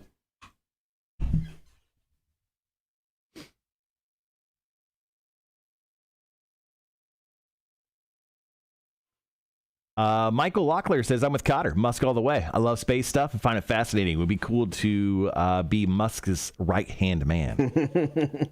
I'm telling you, man. Bezos just, maybe I'm getting the wrong vibe. I don't know. I've never hung out with the dude, but he just looks like, I don't know. He doesn't know how to interact with people. I don't know. I've got to change my Twitch name. Yeah, make it something easier to say on air, man. Let's see. So I'm gonna go the other way. Y'all hang out on a yacht with Bezos, but I feel like some point in time you're gonna have to dispose of a hooker for him. Comes with the job, I guess. Hey, if you're the right-hand man, you got to do something for him, you right? You got to do what you got to do, I guess. That's funny.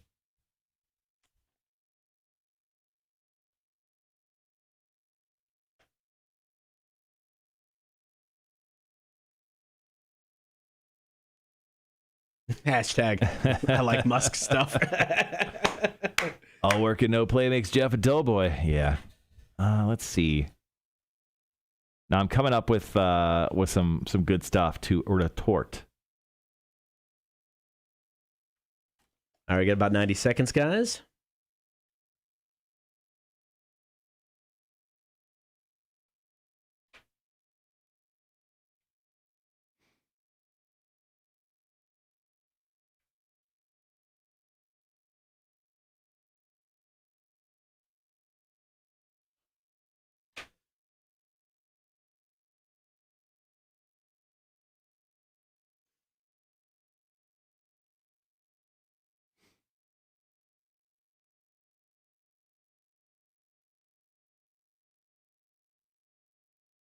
All right, we got about 60 seconds.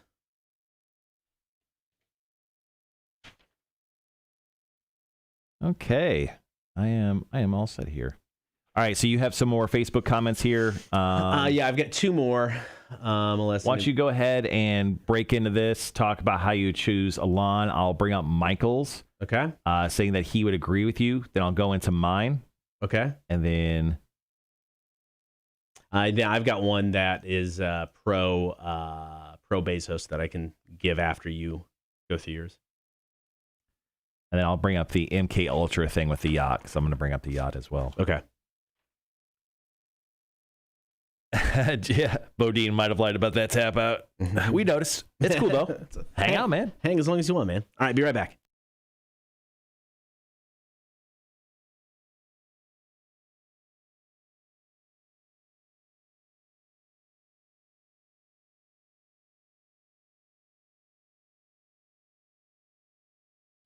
Good morning. We are taking your calls, comments, and texts today. 800-394-1061.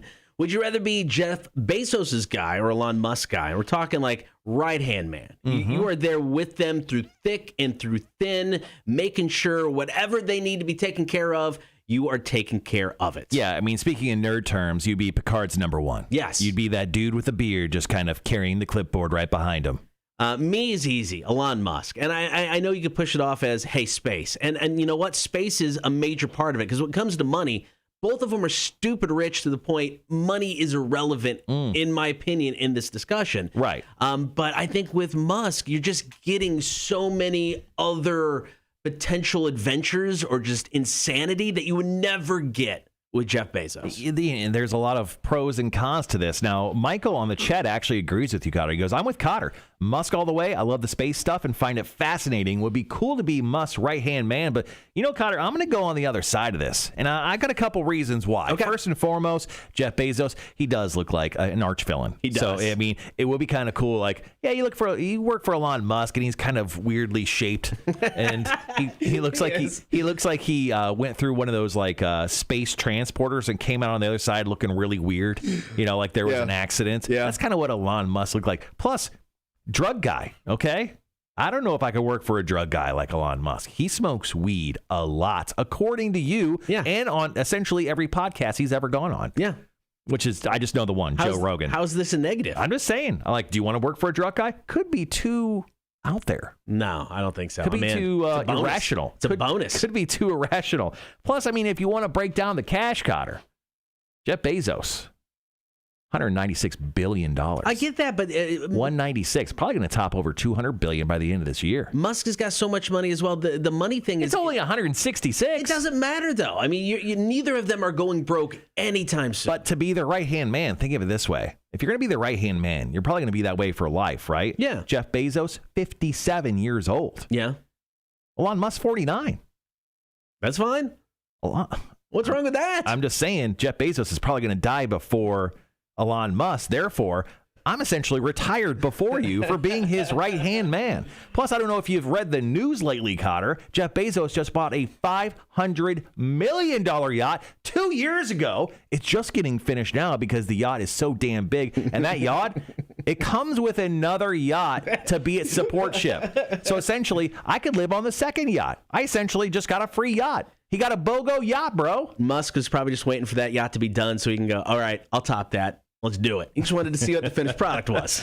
Now, we had a quote, or excuse me, a comment on the stream from someone says, you'll hang out with a yacht with Bezos, but I feel at some point in time you're going to have to dispose of a hooker for him. And you know what? That is my job as his right-hand man. So I'm totally cool with that. I mean, there are things that you know you're agreeing to that you don't know you're agreeing to, but you just got to go through with it. Look, I've watched Dexter. I know how to put a body in a garbage bag and dump it into the middle of the ocean. I've seen that story 100 times. I can do it. I'm just saying, I think with Jeff Bezos, with the amount of money he'd pay me, I know money's irrelevant because they're both billionaires, but I'm just saying the person I'm choosing as my guy is a much bigger billionaire than your guy.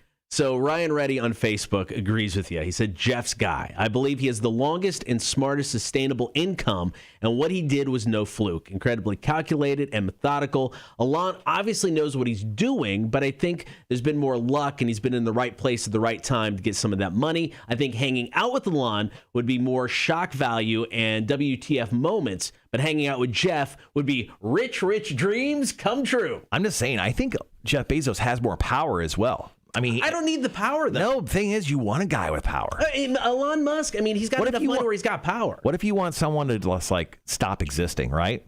Who do you think gets that done first? Jeff Bezos. No, I agree with that, because like I said, I feel like you're just one little wrong answer away from getting knocked off and not being his number one guy anymore. Plus, Jeff Bezos, he owns over 40 companies, including Audible, IMDb, Twitch, which we're streaming on right now. Yeah, so you know what? Twitch. No, wait a minute. Are you switching sides suddenly? No. Are you switching sides suddenly? I love Don't Twitch. you dare talk bad about Jeff Bezos, my father. I am his right-hand man. I will do anything for him. All right. 800-394-1061. Call, comment, and text. Jeff Bezos, Elon Musk. Who would you rather be the right-hand man for? 800-394-1061. It is the Kotter and Marshall Show on Rock 1061. Oh, there we go. Got a call here, guys? Rock 1061, who's this? Buddy Vic. Vic, what's going on? On the way to work, man, got to go turn them wrenches, brother. Get her done, man. Now, would you rather be a Jeff Bezos guy or an Elon Musk guy? I'll go with the Musk, dude. Why would you go with Musk? Truthfully, I don't need to go to space with either one of them. I go to space quite frequently myself. In fact, not last weekend, but the weekend before I made it to space, and I actually was hoping God could save me. And I told him I'd never do it again, but I got a funny feeling I'm gonna do it again this weekend. Hey, Vic, what was your rocket fuel that got you there? I can't tell you that right now. Could get me in a little bit of trouble. Mm-hmm. Fair enough. Yep. All right. Just trust me. Like I said, I was asking God to please help me. Obviously, he listened. He did. Oh, yeah. I made it. All right, Vic. I ain't going nowhere anytime soon, dude. And also, Elon Musk is 49. I'm 49. We'll probably hang out together pretty well. I like it. All right, Vic. Thank you for the call as always, man. Appreciate it. All right, brothers. You have a good day. All right, see you, Vic. It's a secret. What was your rocket fuel? A secret. How about we do this? Let's come back into this break right here. We'll play this call. Yeah. Then we'll hit Foo for Bonnaroo. Yeah, that's fair. And the conversation. Yeah. Do Foo, and then we'll go into second half of the hour. All right, guys. I got to edit this up, so I'm going to kill the audio.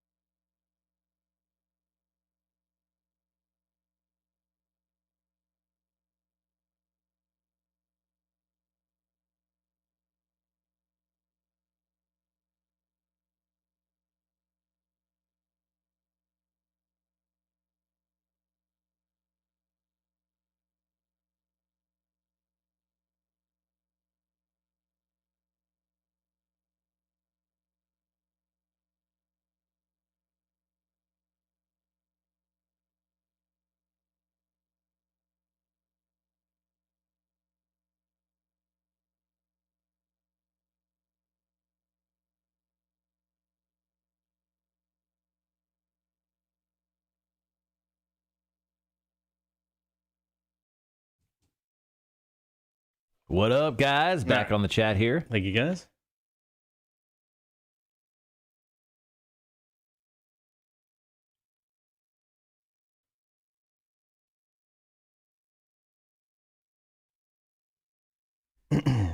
Okay. Yeah, I was actually just commenting on the stream. The roofers just arrived. I just heard them jump up on the roof here. Yep. So heads up. Sorry for any stupid noises that are not our stupid noises.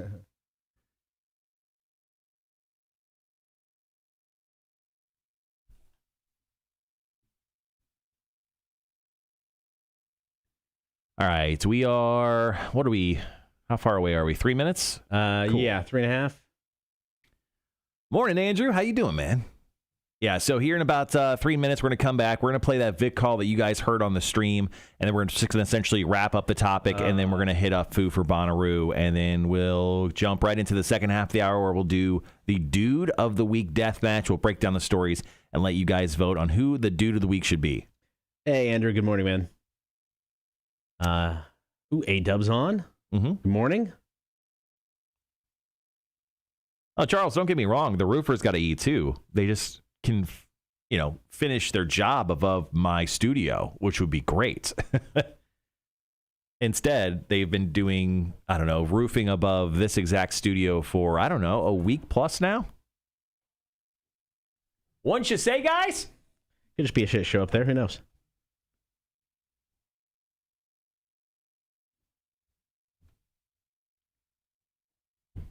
I can only imagine how much they actually paid to actually get this roof replaced. I mean, if it's taking these guys this long to do it, this must have been their job for the month. So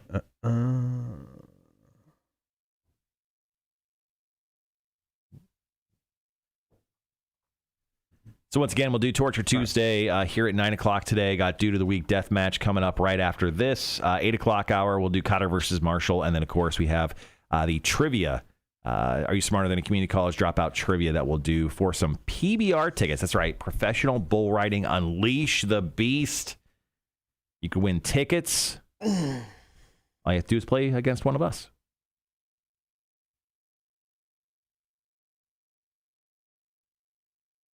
Yeah, give them some smelling salts. Motivate them. I got some smelling salts.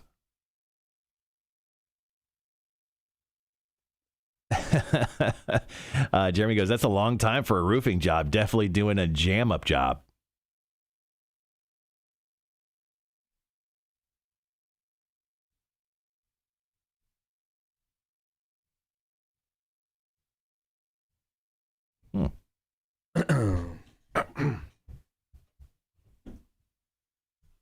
All right, we got just over a minute.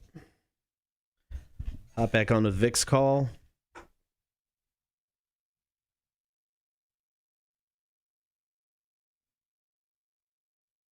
So I heard a rumor that it's supposed to be closer to Memorial Day that we'll get the full lineup and announced for Welcome to Rockville, in case anyone's asking. It'd be nice if they did it like the Friday before. You just give it to us the Friday before and kind of go from there. Yeah, I'm reaching out to him today to see what the deal is, but I think it's a possibility of the 27th or 28th. We could see the lineup for Welcome to Rockville down in Daytona officially getting announced. Nice. Okay. Excited about that.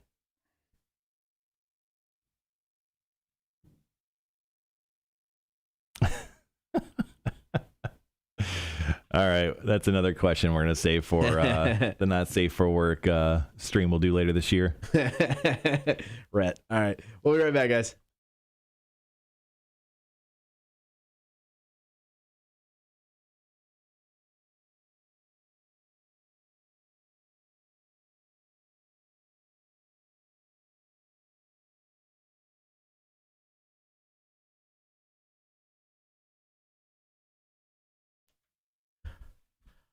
Good morning. Thank you for hanging out on air and on the stream. Facebook, YouTube, and Twitch is where you can watch the show each and every morning. Like, follow, and subscribe while you're there. This hour, taking your calls, comments, and text at 800-394-1061. Would you rather be a Jeff Bezos guy or Elon Musk guy? We're talking like their right-hand man. Mm-hmm. Who's the guy day in, day out you want to work with?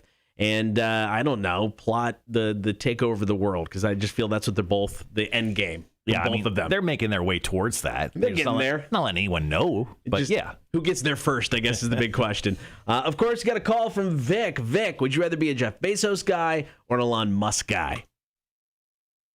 Why would you go with Musk? Truthfully, I don't need to go to space with either one of them. I go to space quite frequently myself. In fact, not last weekend, but the weekend before, I made it to space, and I actually was hoping God could save me. And I told him I'd never do it again, but I got a funny feeling I'm gonna do it again this weekend. Hey, Vic, what was your rocket fuel that got you there? I can't tell you that right now. Could get me in a little bit of trouble. Mm-hmm. Fair enough. Yep. All right. Trust me. Like I said, I was asking God to please help me. Obviously, he listened. Your secret is safe with us, Vic. What do you think Vic was doing? I don't know. I don't even know where to begin. White Claws. Something tells me Vic has never drank a White Claw in his life. I bet you Vic has drinking his fair share. He probably owns stock in White Claw. You think Vic is a White Claw guy? Hey, you know what? Sometimes you just got to drink what you got to drink, okay? You know? Don't judge Vic. I'm not judging Vic. It sounds like you're being real judgy right now. I SOB. Jesus, leave Vic alone. I love Vic. I do too. I just don't think Vic's a White Claw guy. I That's bet all he I'm is. saying. I bet he is. Vic, Strawberry. We got to know. Just hit us up sometime. All right, Foo for Bonnaroo. Top of each hour the rest of this week up until 5 o'clock on Friday. We're going to play a Foo Fighters song. If you want a chance to score 3-day passes to Bonnaroo plus hotel, all you got to do is text us the name of the song when you hear it. And then on Friday, 5 o'clock, we're calling someone out there getting not only hotel stay, but 3-day passes to Bonnaroo. Once again, headlined by the Foo Fighters. Lizzo is there. Yeah. Are you kidding me? Lizzo? She's showing up. All right, it's Foo for Bonnaroo. Get more details at rock1061.com. Coming up next, Dude of the Week Death Match. You still have time to vote. Hit us up. Hit us up at the Kotter and Marshall Facebook page. Here's Godsmack When Legends Rise. Rock 1061. See, Josh knows better. He goes, I'm not a White Claw guy, but when it works, it works. Rhett goes, 8-ball and Coors Light. Yes. Maybe. Knowing Vic, he listened to that, and he probably is going to text me eventually. I hope so. I'm curious now. Yeah. I just don't picture Vic down in some White Claws. I can see Vic doing some White Claws. I feel like Vic's going to drink any. Shrooms. Well, he was talking to God.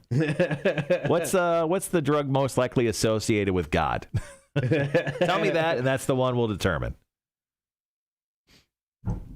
What are the votes on the Dude of the Week? Nothing. Oh, okay. So it'll be all up to you guys on the stream.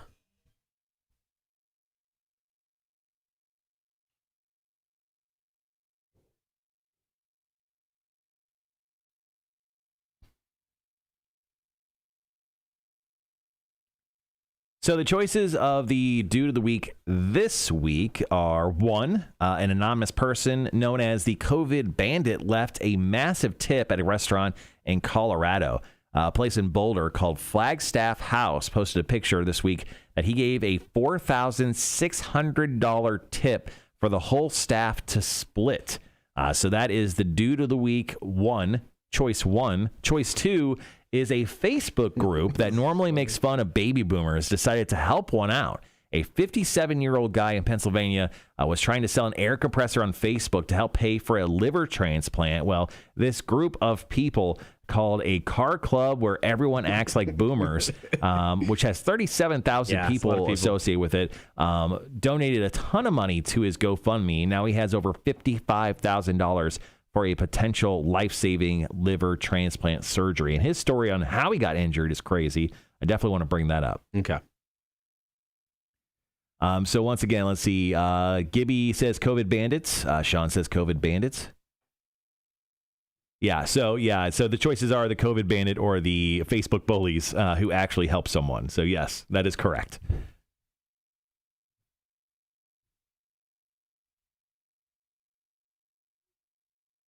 But don't just judge them on being a group of bullies. They actually did some good.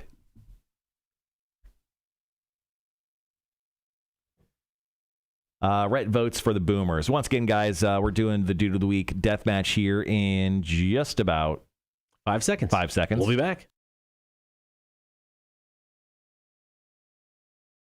The Kotter and Marshall Show. Rock 106.1. Good morning. Thank you for hanging out. So, of course, coming up top of the 9 o'clock hour, Torture Tuesday. So be sure to hop on the stream, Facebook, YouTube, and Twitch. Always listen to the show. You can download the Rock 1061 app for free. You can get us on your in-home smart speaker. You can also check us out on the website. It is rock1061.com. Right now, let's dive into The Dude of the Week Deathmatch.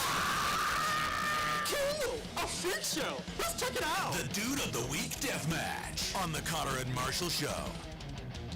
Rock 106.1. This is your chance to vote for the Dude of the Week. You can do so on the stream. You can text in your vote, 800-394-1061, or you can hit up the Kotter and Marshall Show page on Facebook. Dude of the Week candidate number 1, the COVID bandit. Now, normally that would sound bad, in my opinion. It's like somebody just running around coughing on people. Exactly, and running away. But that's not what this is. An anonymous person known as the COVID bandit left a massive tip at a restaurant in Colorado, a place called in Boulder called the Flagstaff House. It was a tip for the whole staff to split of $4,600, and it sounds like this isn't the first time this has happened. This is awesome stuff, yeah. So once again, this happened in Flagstaff House. That's the name of the restaurant. Yeah. That's in Boulder, Colorado. $4,600. I mean, I'm guessing a max staff, you probably got like 10 to 12 people working in a restaurant. It's a good little payday for each one of them. Now, looking at the picture, because they posted like the receipt on their Facebook page, the bill was over $1,000. I don't know what kind of restaurant this is. I don't know what they're serving, but whoever ate well that night for $1,000. A very large group of people, hopefully. If not, it's the fattest dude in the world. All right, competitor number 2 is actually a Facebook group. They're called a car club where everyone acts like boomers. Now, typically, this group of over 37,000 people actually make fun of baby boomers, but this time they decided to help a guy out. 57-year-old guy in Pennsylvania was trying to sell an air compressor on Facebook because he needed to help pay for a liver transplant. Well, someone in the group saw it, posted it to their page, and then they actually blew up this dude's GoFundMe. He now has $55,000 for his surgery. And this dude's story is crazy. He's a former welder. He got into a tragic accident where someone essentially crushed him with a bobcat loader, like crushing his right side of his body. He was in the hospital for 9 straight months. He had all these terrible things happen to him, and now some people are doing a great thing for him. So I love that story. All right, so you can vote now. Once again, text in your vote, 800-394-1061. You can hit us up on the stream or hit us up on Facebook. It is the Dude of the Week Deathmatch, the COVID bandit, or the Facebook group, a car club where everyone acts like boomers. Coming up next, we'll announce the winner. Dude of the Week Deathmatch, Rock 1061. Let's see. Breaking down. Vic just texted me. Is he a White Claw guy?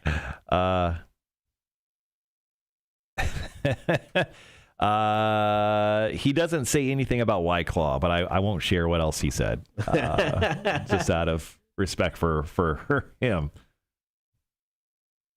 Vic. He does mention how he talked to God. Oh, okay. Yeah. This is probably Vic right here. Knowing Vic.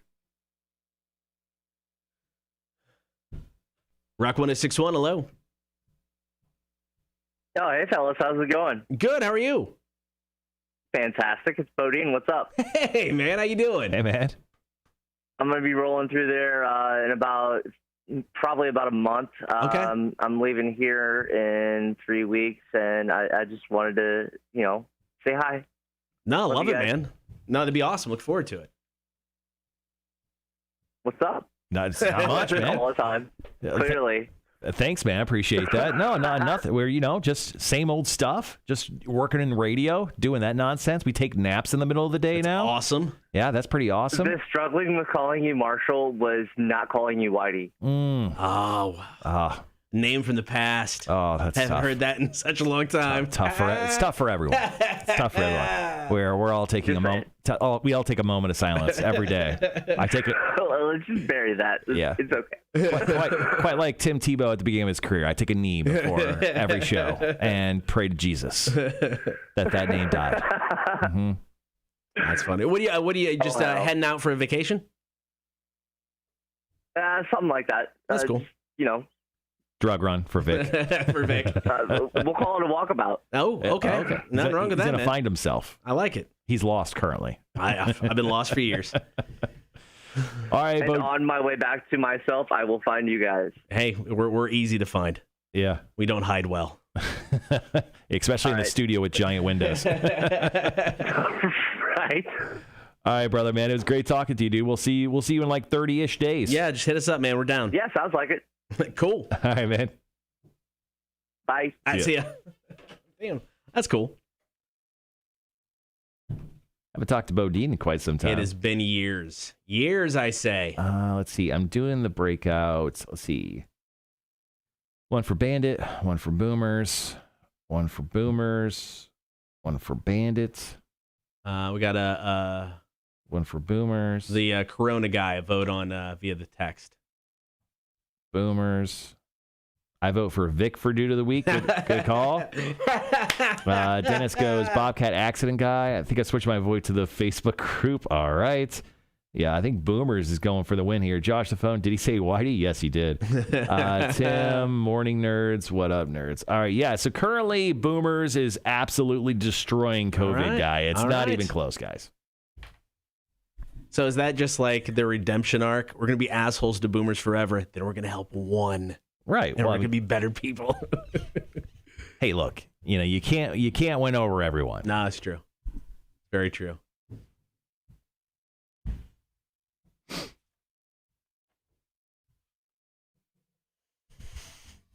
All right. Got brand new stuff from Royal Blood coming up. Typhoons.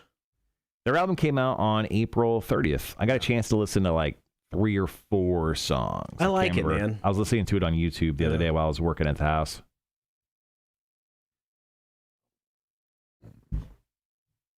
Oh, shit. Got to feed Hefe.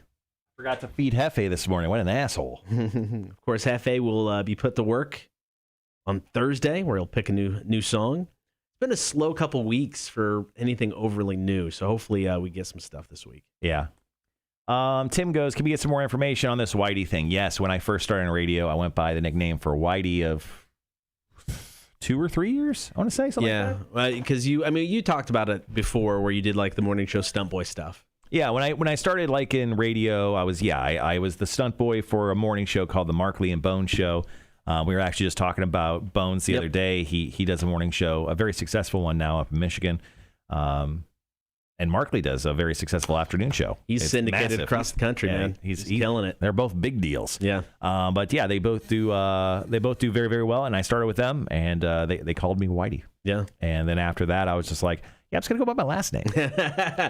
Yeah, we just talked about the other day when somebody asked about the name Kotter. It's like, I was like, whew, I got a decent morning show nickname. I'm okay with that. It's stuck ever since. Yeah. You dumped yours as soon as you could. Oh yeah, it wasn't even close. Yeah, there was no reason to stick with that. Bobby Bones. No, not that Bones. No. He goes by his real name now, but it's Jason Lee. Yeah. Jason Lee and Cluck. Jason Lee and Cluck up in Benton Harbor, Michigan. They've been on the air there 11 years. I was actually talking to him the other day. They host a comedy night up at like a local comedy club on Tuesdays. Do they do stand up or is it just I think they kind of do. I think they kind of do like an opener bit together. Okay. And then they just kind of host that. I'm like, that sounds terrible. Oh, Josh, don't be sorry. Bodine is fine. It's Pandora's box of Whitey that was opened. I love it. There's not much to get there. I wish there was more for you. No, I don't think I would want to work with Bobby Bones. Speaking of that, Working with Bobby Bones sounds like a terrible job. He sounds like a prima donna. Yeah, I get that. But we love him as our morning show on Bob 106.9, which I'm on every single day, starting at 7 o'clock. Oh, yeah. For those of you who didn't know, there you go. Marshall moonlights over on Bob. I definitely moon something. For everyone listening to, especially in the Savannah area, later on tonight, starting at 7 o'clock, I'll be hosting trivia over at the Draft Room in Berwick. So if you guys aren't up to anything tonight, 5 rounds of probably the best mediocre trivia you ever heard in your life, hosted by me. That's right. Coming up tonight at 7 o'clock. We give away gift cards, and it's always a good time. I give people shit. It's a good time. Yeah.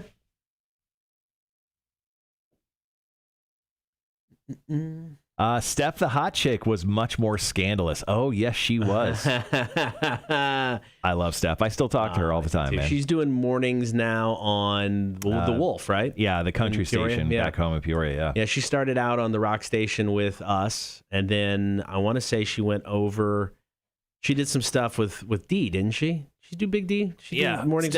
She did mornings with Don, and then went over to she went over to Beasley and started working with the guys across the street, and I think she just did like middays or something, right? Yeah, and then she went over to mornings on Mix in Peoria with Randy Rundle, and now she's doing mornings on Country Station there. Yeah, she's had a nice little run. It's crazy. She did a morning show with like the oldest man in Peoria, currently on the air outside of what was the dirty old man we used to work with? Dan Dermody. Jesus, what a disgusting old man he was. He would watch porn at the office and leave it up. Are you serious? Yeah. I didn't know that. Oh yeah, he'd go to porn sites at work, and he would literally he would leave it up. Like he would just walk away from his screen. So like many times I remember people going like, Dan's watching porn again. He was like he watched it at like a desk where everyone could see. Like he was the most. He was so old. He just didn't give a shit anymore. He did his very first. So the company we worked for had purchased the company he worked for, so he came to work for us. His very first day on the air, he did mornings. He came, down the hallway, went to the restroom, didn't think anything of it. Comes out 10 minutes later, and he kind of slowly comes to the studios, and he's like, "Do we have a plunger?" Very first day on the job, completely clogged the toilet. Yeah. Things you don't want to do on your first day. Yeah, clog the toilet. It really cause anything of a ruckus. Try not to cause a ruckus at work. All right, guys, we'll be right back.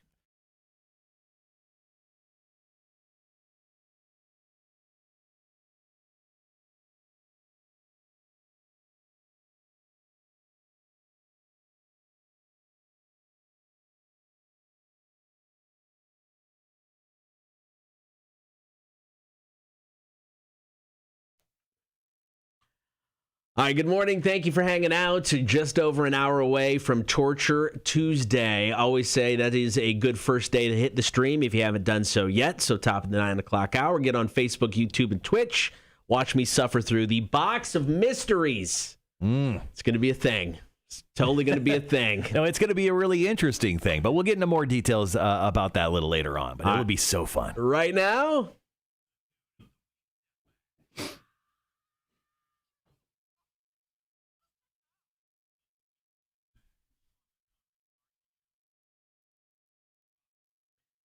Choice number 1 for the Dude of the Week, the COVID Bandit, left a huge tip for an entire staff at a restaurant. Just a tip? Just the tip. Oh, okay, cool. In Boulder, Colorado, called the Flagstaff House. The tip was for $4,600. It's a lot of money. For me, yes. Supposedly he's done this, or somebody's done this before. So COVID Bandits, choice number 1. Choice number 2 is actually a Facebook group called A Car Club, where everyone acts like boomers. This is a group of over 37,000 people that typically make fun of baby boomers. However, when a 57-year-old man in Pennsylvania needed some help, he's trying to raise money for a liver transplant. They actually stepped up, posted his story to their page. His GoFundMe page blew up. He now has over $55,000 for this surgery. Well, I mean, without a doubt, if anyone had any clue on who would win this week, it is guaranteed baby boomer Facebook page. I'm kind of surprised by that a little bit, just because this was a group of people that made fun of people and then came back and tried to redeem themselves with just one thing. Hey, exactly. That's like essentially every bully ever. I mean, we're always constantly trying to do one good thing like a month where everyone's like, oh, that guy's not the biggest piece of S ever. Thanks. Yeah, that's what I'm shooting for. All right, fair enough. All right, coming up top of the 8 o'clock hour, it is Kotter versus Marshall. This is where we get in an argument and need your help to determine a winner. Today's topic, would you rather have a time machine or a teleporter? We'll argue this out coming up. Top of the 8 o'clock hour. It is the Kotter and Marshall Show. Rock 106.1. I got bullet points, baby. I got some bullet points. I'm ready. Yeah, Boomer Page definitely takes the win for Dude of the Week this week. It wasn't even close. I mean, as soon as you guys heard that story, it was a pretty easy win. Speaking of easy wins, if you had the roofer starting to bang on the roof at, let's just say 7:51 a.m., you definitely won. All right, so we have Kotter versus Marshall coming up the top of the 8 o'clock hour. Bottom of the hour, we got Are You Smarter Than a Community College Dropout Trivia? And then top of 9 o'clock hour, it is going to be Torture Tuesday. Just to give everyone on the chat an idea of what it looks like, here we go. Cotter's going to stick his hand through that little hole. He's going to touch whatever's in the mystery box. And then if he can't determine what it is just by feel and whatever smells he may get, then he has to brush his teeth with it. So we're going to do that top of the 9 o'clock hour. We are going to once again do some Torture Tuesday. It'll be fun. We call it the Kotter box. Buddy asked. I just checked to see if that was on my roof.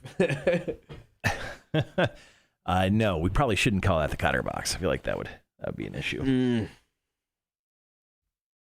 All right, I'm going to take a little siesta. I'll be right back. All right, good. Kotter versus Marshall, trivia. Of course, wrap up the show with Marshall's Music News. Thank you guys for hanging out. As always, appreciate it. Don't forget, tickets are on sale for our 20th anniversary show. It goes down Trustee's Garden, Saturday, July 3rd. Filter, Puddle of Mud, Sponge, local guys, Lilac. It's going to be a lot of fun. You can still get tickets for just $25. Those are general admission. Once we sell the first 500 of those, that price will go up. So recommend getting those tickets early. The good thing about this, if this show does well, this will be the first of many. So that's the plus here, guys. We've always talked about we need more shows in this area. We're ready to step up and do those shows. So hopefully this one does well, so we can continue bringing in bands like this. And the Trustees Garden, man, it is such a cool venue for a show like this. It's perfectly built for it. The stage is going to be like down a little bit of just kind of a grass hill. So it's like stadium seating anywhere there. And there's plenty of room. There's going to be all kinds of food trucks. We're going to have beer. We're going to have soda. There's still tickets left in the VIP section. So it's going to be a lot of fun, man. I just can't wait for it. Saturday, July 3rd. It's the 20th anniversary concert, Rock 106.1. Of course, teaming up with Connect Savannah as well. So it's going to be a good time. Please get your tickets, etix.com. Also the website at rock1061.com.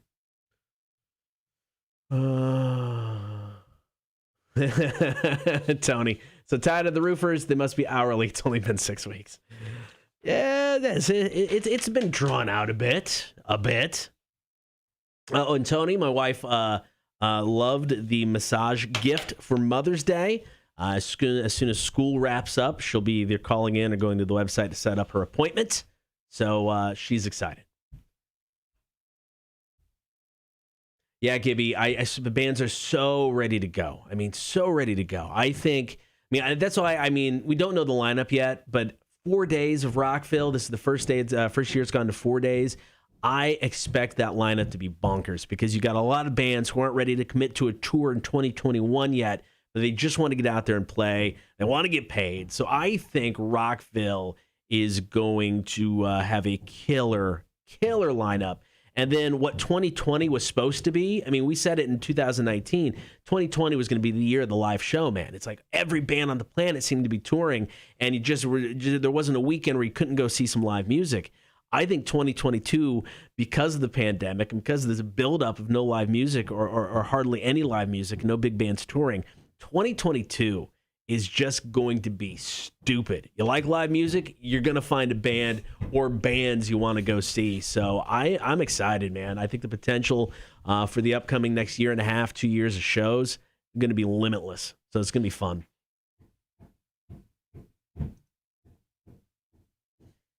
Let's see where we at. Oh, we got plenty of time. Still in commercials. Going to come out with some Beastie Boys. Top of the hour, of course, another Foo Fighters song, Foo for Bonnaroo. Then we got Kotter versus Marshall. I like today's topic, and I can go either way if I get a choice. Would you rather have a time machine or teleporter? Now, I had one 100% in mind. I'm going to go with this one. And then I started writing down some bullet points, and I felt the other one may have been a better choice. So I switched my topic if I get a pick, so I know which one I'm going to go with. But I can go either way, man. I think either way, either one has benefits. So, I don't know. We'll see. We'll see where the coin flip lands as to who gets which topic. Who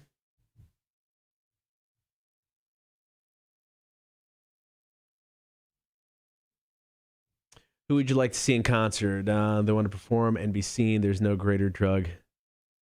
Replying to Tony, Shinedown every time. Dude, Shinedown effing delivers. And, of course, they were supposed to be in Savannah in 2020. That didn't happen. Hopefully something like that will get rescheduled. But man, Shinedown's great.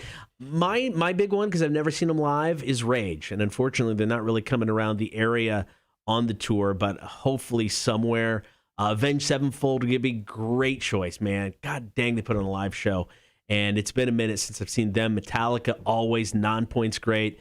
Five Finger Death Punch, man. A-Dub, I agree. It's like, I know some people give that band shit, but man, are they great live? I mean, they're just really, really good. I don't know. I just think there's going to be an endless amount of choices. I mean, a band like Shinedown, Bodine, I mean, they just love to tour. They're constantly doing something. They're always busy. So, yeah, I think we're going to get something in 2022 with them. I mean, I'm not saying we're going to get something in Savannah, but I think we're definitely going to see them on the road sometime in 2022. Seven Dust, always good. Day to Remember. I've never seen a Day to Remember live. I really dig the new song. I'm curious. I'd go see Day to Remember live.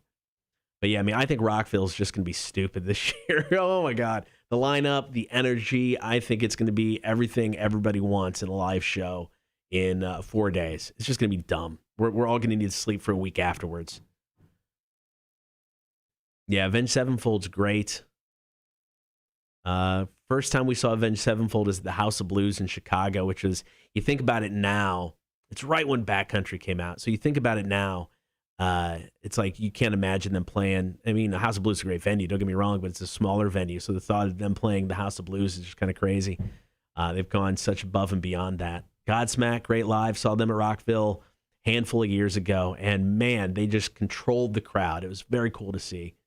Yeah, I'm ready, man. I'm ready for some live music. And it's like this past Saturday, going to Southbound, got to see the Trainwrecks.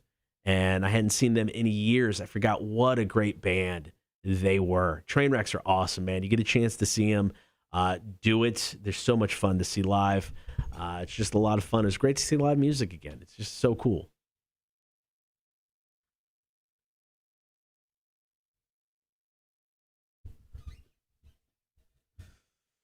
All right, got about a minute. Get to the top of the hour with some Foo Fighters. Foo for Bonnaroo.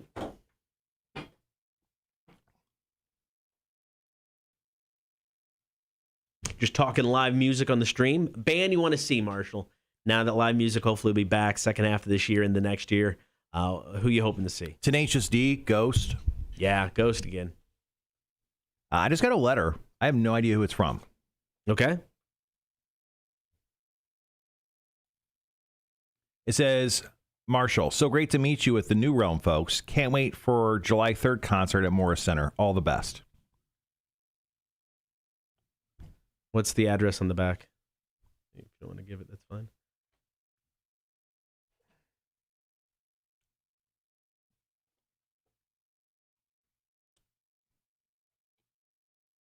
I have no idea who that is.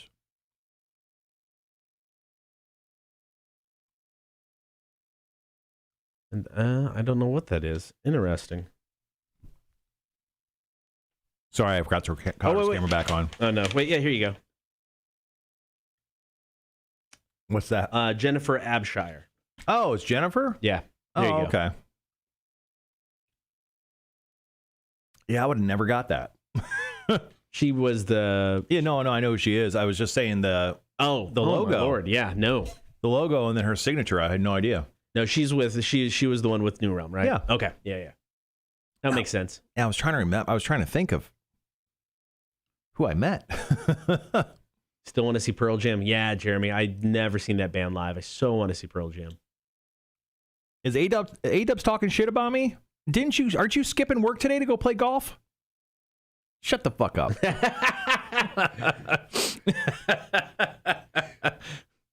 Telling me I'm always in space. Not the same space as Vic, though. No. Ugh. Hold on. What did Vic say to me? I don't know. Hold on. I'm curious. I want to know. You don't have to read it. That's fine.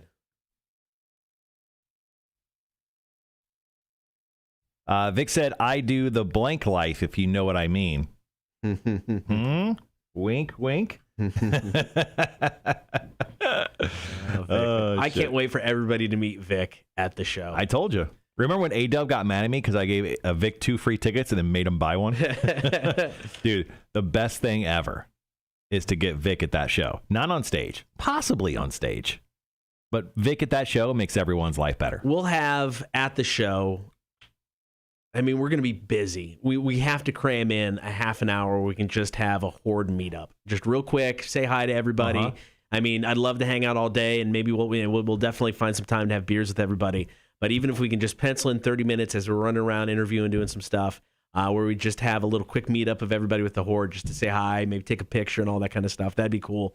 And then, yeah, everybody can personally meet the one and only Vic. You know, Wanda makes absolutely a great point that at least I'll get a pleasant bathroom experience today. Oh, that is true. And then A-Dub actually says, true, Wanda.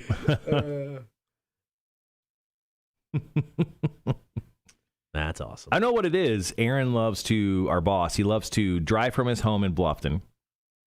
And then he loves to take a shit the moment he gets to work. And then that's usually followed up by his second shit. So he's essentially Samwise Gamgee, but instead of dinners, he's taking breakfast, taking shitters. Second shits. And he does a second shit the moment I get out of the studio. About 9:45 every morning when we do our last break. And I'm like, all right, peace, guys. I'm like, I generally have to go to the bathroom. Yeah. Do you have? That's where I find Aaron. Do you have a coin? A quarter? I always have a quarter, man. I think it's my flip today.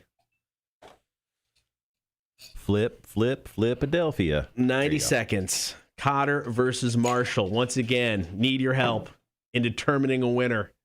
Asking you guys to do all kinds of stuff today. Call in, pick dude of the week death match, pick winners here. Hey, Sean, if you send a high resolution picture big enough, I will consider making. Dude. You know what? We'll do a big head of you. A big head's $20. Yeah. I'll do a big head. I'm in.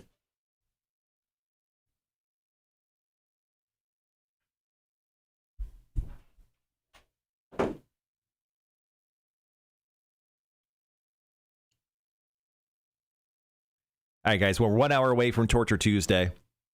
Super excited about it. 60 seconds, 30 seconds. What's that? For Kotter versus Marshall. How much we've been giving each other? 30 seconds. 30 seconds. Okay. Mm-hmm. Thanks for reminding me. I got to bring out my stopwatch here. I don't remember. It's been a week since we've done it. I know. Don't expect me to remember stuff from a week ago. Oh, no, that's exactly my point. We don't remember what's coming up on the show tomorrow. I have no idea. Every day it's a mystery. And I don't know why, because, we have the same bits we do. If it means anything, every time we find out what we're doing the next day, we both get excited. Oh, yeah. I love that part. Yeah, that's awesome, man. I love Wednesdays. All right, guys, be right back.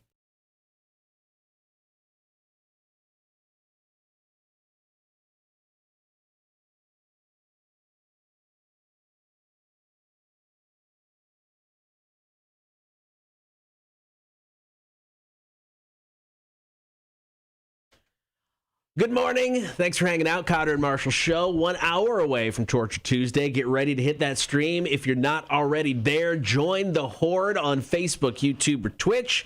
Of course, you can like, follow, and subscribe. Right now, it is time for Kotter versus Marshall. This is where we get in an argument over a topic, and we need your help to decide the winner. You can vote for the winner via text, 800-394-1061, or you can also hit us up on the comments in the stream. Today's topic, would you rather have a time machine or a teleporter? Interesting. I had my mind set on one of them, and then I started breaking out some bullet points, and I switched because I'm like, I think there's more to argue for this one now. Now, the biggest news right there is you actually did some research in regards to the Kotter versus Marshall subject. Now, every other week, you've just winged it. Yeah. So what happened? Is it because you lost a couple weeks in a row? You're just mad? I lost 1 week in a row. Okay. That was it. Okay. I have won, I think, a majority. Technically. Technically, if you're a numbers guy, you have won the majority, but we don't believe in numbers here on the Kotter and Marshall show. So, except for when it comes to trivia, and you like to spout all of your record constantly. Yeah, so, of course. I mean, pick a side here. Yeah, stats are facts. Numbers are difficult. All right, here we go. So I'm going to flip the coin. You call in the air. We'll go from there. Tails never fails. It is tails. Yes. Which one do you want? You want the time machine? Or do you want the teleporter? I'm going to go for teleportation. I'm going to, for teleportation. So that's what I want to do. Do you want to go first then? Yeah, I'll go first. Okay. You pick teleportation, right? So you are going to be for time travel. That is correct. Are we ready? It is Kotter versus Marshall. Would you rather have a time machine or teleporter? You guys will help determine the winner. Here we go. Now, there are a couple ways you can look at this. Let's start with personal gain, because there's all kinds of personal gain potential here. Travel back in time, place bets in sporting events, buy stocks in company that you know is going to make you money in the long run. Rewrite your own personal history. Make a bad life decision.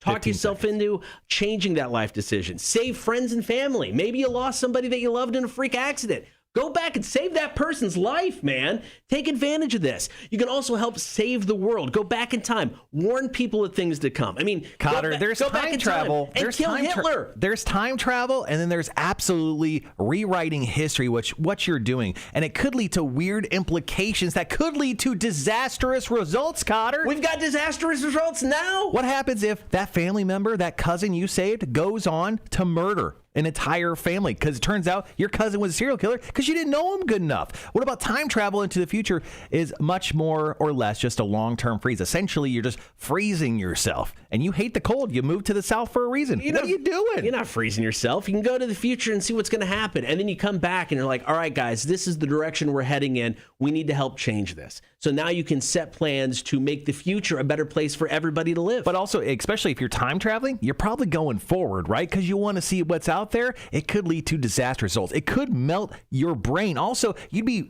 time traveling into a place where you don't have any friends or family. You're there alone. You're Fry from Futurama. What do you think? There's going to be a Layla or a Bender the robot to become your best friend? You're not going there to stay. You're going there to scout things out. Maybe you are there to stay. Maybe you hate this current time period. Well, fine. If that's your argument, that's not my argument. My argument is using the time machine to better either yourself and or the planet as a whole. And I think if you take the responsibility seriously enough, you can do both. You're trying to be a hero here. No, but you can be. Why not? Use it to do good. Make yourself rich. I got no problem with that. Take advantage of that situation. You can't be both. You can't make yourself rich and then do good as well. No, yeah, you can. Because you're hurting other people. You're hurting other people in the process. No, you're not. I'm placing a few bets. If you're stealing things, I'm not stealing things. I'm placing bets on things. Yeah, I'm buying stocks in the company. Okay. I'm not stealing anything. I'm just making sure me and my family are financially stable from here on out, and then I can use it to make the planet a better place. You hurt people in this process. I don't think you understand that. You're going to hurt people in any process. It doesn't matter what it is. It's sometimes a risk you're going to have to take. Okay. Sure, but in the long run, things are better for everybody. I'm cool with that. I think one family goes up, another goes down. I'm just saying, Kotter, you're not the hero here. You think you are. You think you're Batman, but you're obviously the villain. No, definitely not. You use the time machine for good. All right, so there you go. That's my side of the argument. Would you rather have a time machine or a teleporter? You can vote for who you think's going to win via the text, 800-394-1061, or in the comments on the stream. Marshall will argue for the side of teleportation. Coming up next, brand new Rise Against. This is Nowhere Generation, Rock 1061.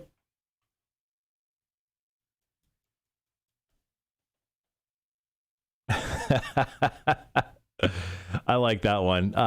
Greg goes, if you have a time machine, you can go back and own the teleporter, so you could have both. Oh, that's funny. This is the new Rise Against? Yeah, I like the song.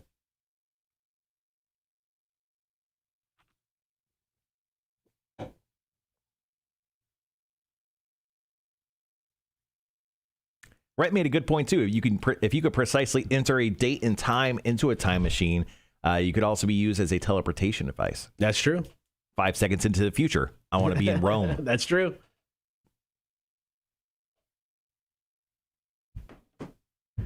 I don't know. I think your basis on the whole idea of I go there to make myself rich, therefore takes wealth away from someone else. I think you hurt people in that process. No, you're not. I'm not stealing money from anybody, though. But you're stealing money from a corporation. Maybe F the corporation. Hey, what's one of your favorite movies?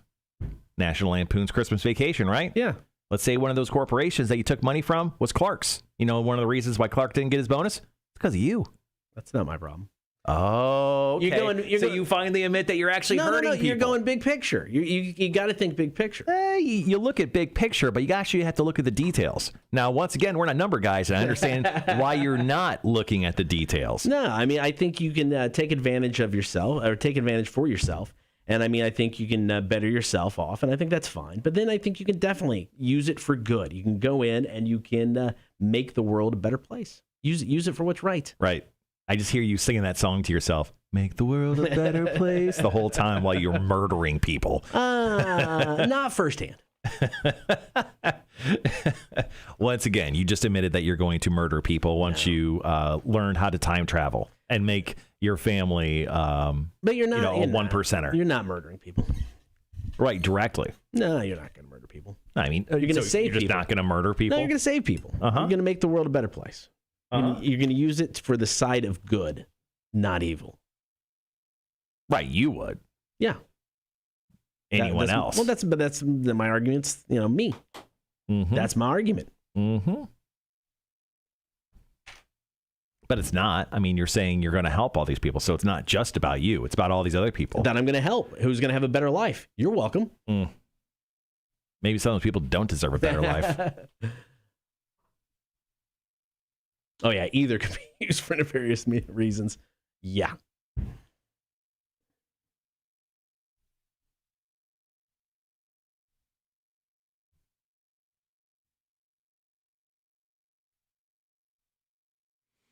All right, we're a little less than a minute. We'll come back with the other side of Kotter versus Marshall. Then on the chat and via text and everything, we'll ask you guys to vote in who you think won our argument this week. Once again, the argument is, would you rather have a time-traveling machine or would you rather have access to teleportation?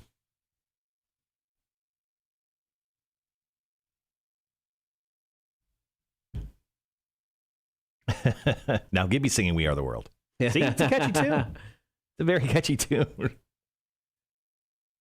right, guys, be right back.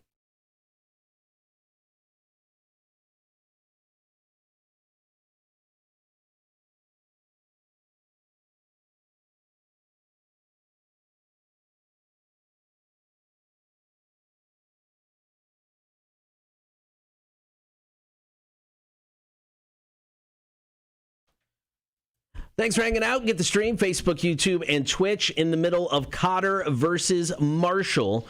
Would you rather have a time machine or be able to teleport? I argued on the side of the time machine. Mm-hmm. Marshall's going to argue on the side of teleportation. And then you guys are going to determine the winner. You can vote via the text, 800-394-1061, or in the comments on the stream. Marshall, are you ready? I'm ready. Okay. I mean, it's much more feasible that teleportation will get invented probably prior to time travel. Let's go ahead and just put that out there. Now, transportation is today's biggest issue besides building things, guys, and it's a gigantic issue if you ever ask me. Traffic, you ever heard of it? Think about a world in which roads aren't needed anymore. Think about that. Instead of roads, we have houses built on these roads. You have just mountains and vegetation coming back over these roadways, essentially curing climate change, guys. I mean, we are helping solve problems here. And of course, if you haven't seen friends or family in such a long time, obviously the pandemic happening right now, you could go see friends across the planet every single night if you wanted to. All the trains, planes, container ships around the world, we don't need them anymore. Dropping down pollution rates, bringing the world back to where we need it so we don't destroy it, Kotter. So who says teleportation is eco-friendly? I mean, if you're obviously teleporting things, especially on a large scale, if you're talking like container ships, there's not going to be any carbon waste. There's not going to be a footprint made by that. Oh, what's that? Kotter talking about details, although he didn't want to talk about time traveling? I was happy to talk details on time traveling. Not a big time detail guy. You just really weren't there. You know what? Let's just say you don't think there's any ramifications with time travel when it comes to waste. Doc Brown had to use banana peels, man. I mean, things get serious. That's pollution. You're polluting the planet with time travel. So that argument is absolutely default. How am I polluting the planet with time travel? That makes no sense. Because you have to use energy to time travel, don't you, Kotter? Got to use energy to teleport. Exactly. So it's not some eco-friendly. You're not saving the planet by doing it. You're not saving the planet with time traveling. I didn't make that argument. I said we're going to do people good by helping things out. I never said it was eco-friendly. That's your argument here, and there's nothing there to back it up. With transportation, which is the biggest issue. Once so again, kill nowadays, a bunch of jobs. You're going to take away a bunch of jobs of people who fly planes, drive trains, cargo ship. You're going to take away all those jobs. No, we're actually going to come into coming up with better jobs for these people, making more money because there's lots of that. How do I know that? Yeah. Because we're going to have a lot of people with time on their hands to figure out new and important ways. And of course, what do you think? This teleportation thing, there's no jobs. It's just going to be a thing that exists. People are going to have to take care of these things. We're actually making jobs with teleportation that we're taking away. You're killing jobs. Okay, cool. You'll need some people to fix some teleportation machines, but everybody who had involved in the train industry, where are they going to go? Everybody involved in the plane industry, where are they going to go? They're not all just going to transfer over. We're going to have teleportation units all over the place if we're going to teleport, Kotter. Therefore, we have a lot of jobs. What do you think? We're just going to have one central hub in every single city? No, we're going to have multiple hubs over multiple cities everywhere in the world. We want to teleport to all sorts of interesting places. So there is going to be many opportunities for jobs that you may lose with the lack of travel that we don't really need anymore. Now, you gave me crap for saying I was going to go, take care of myself and my family. All this seems to do is, cool, I saved 4 hours on my trip to Orlando. I can hang with the mouse quicker. But there's nothing, to me, on a bigger scale that's going to benefit. You're going to lose more jobs than you're going to gain. You're going to lose more jobs. I don't think that's true. You're killing industries left and right by trying to make one industry.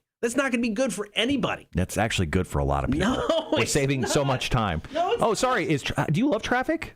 I'm not saying I love traffic. I think that the benefit of teleporting is cool. For a man who takes as many road trips as he does, you love traffic. No, I'm not saying anything with that. I just think the killing jobs left and right like you would with teleportation may not be worth the risk of making things a little bit quicker. Okay. That's all I'm saying. All right, there you go. The arguments have been made.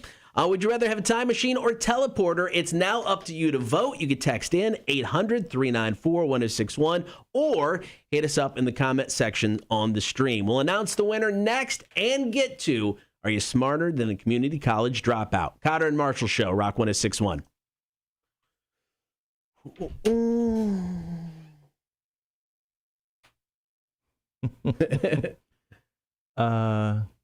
What if a common housefly got into your teleporter? You started transforming into a fly. That's a movie, sir. That's a movie. How dare you bring that into this conversation? Teleportation leads to utopia if used right, says Gibby. See, Josh says, boom, I'd pop it on you guys right effing now if he had teleportation. Tony says, I would worry that if you used a time machine for teleportation, you could end up in a parallel universe. Oh. That's actually really interesting. Yeah, that'd be fun. That's way better than time travel and teleportation. In theory, teleporting via time, you would need to create a fold/black hole to get there. No guarantee of where you would be. Got a headache. just reading that. You should have just said numbers. Time machine clearly, says Chris, when then you would have as much time as it takes to develop a teleporter. What if the teleporter into a wall or a tree? That's why you create like these hubs in the cities, right? So like if you were in New York City, you would have hubs near Madison Square and like highly visited places. So you would want those teleporters there. Therefore, you wouldn't teleport into a wall. Yes, that would be an issue. I've seen that film. That would be a problem.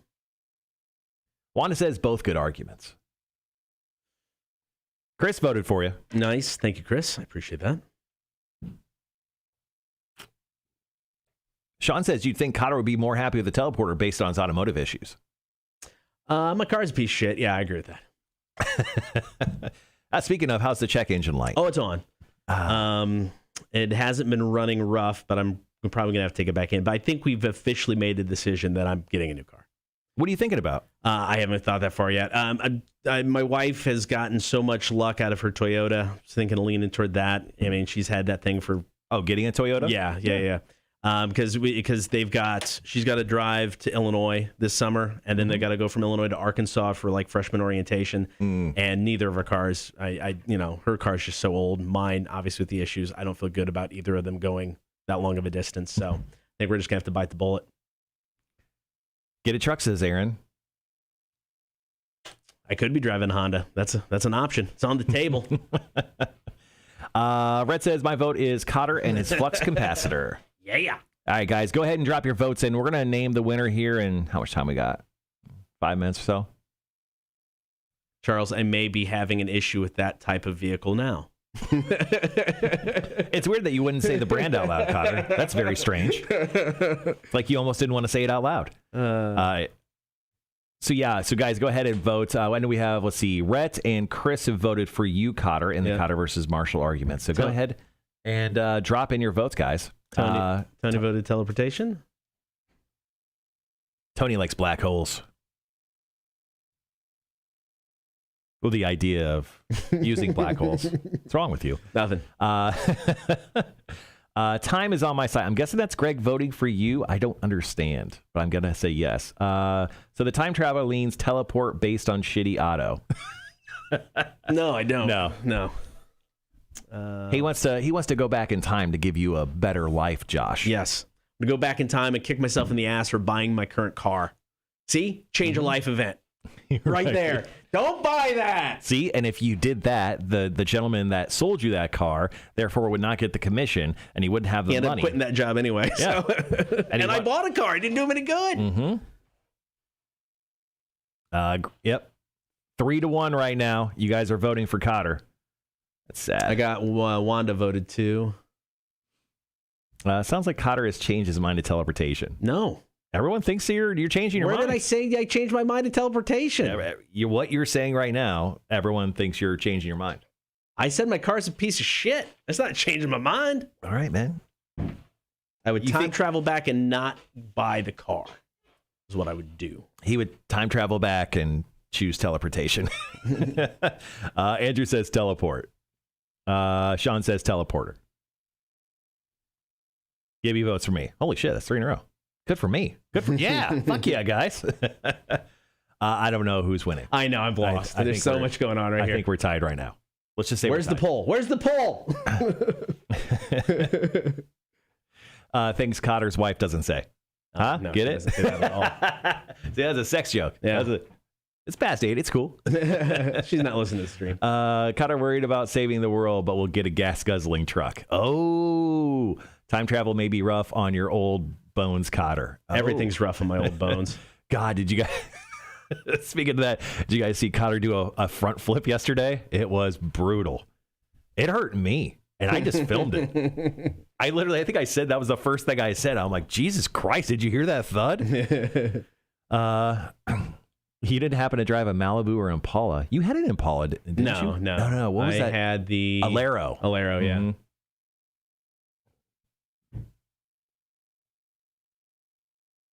Mm-hmm. Charles says Marshall and the teleporter. I think the teleporter honestly is the way to go. Time travel, too much to risk. There's a lot of risk.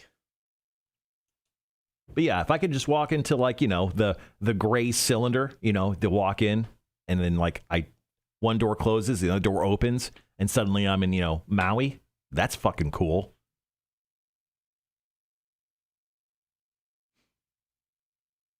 And I think there would be a fee associated with it. It'd be kind of like Amazon Prime, you get for a year of teleporting, it costs you, let's just say $500. I think that's fair.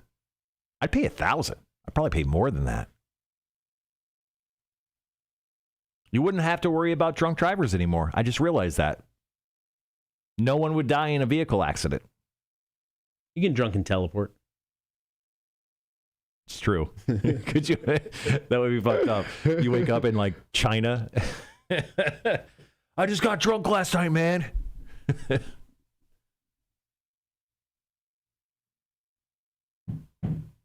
Sean goes, I remember the Alero. Jesus Christ. Yeah, he was Stock much?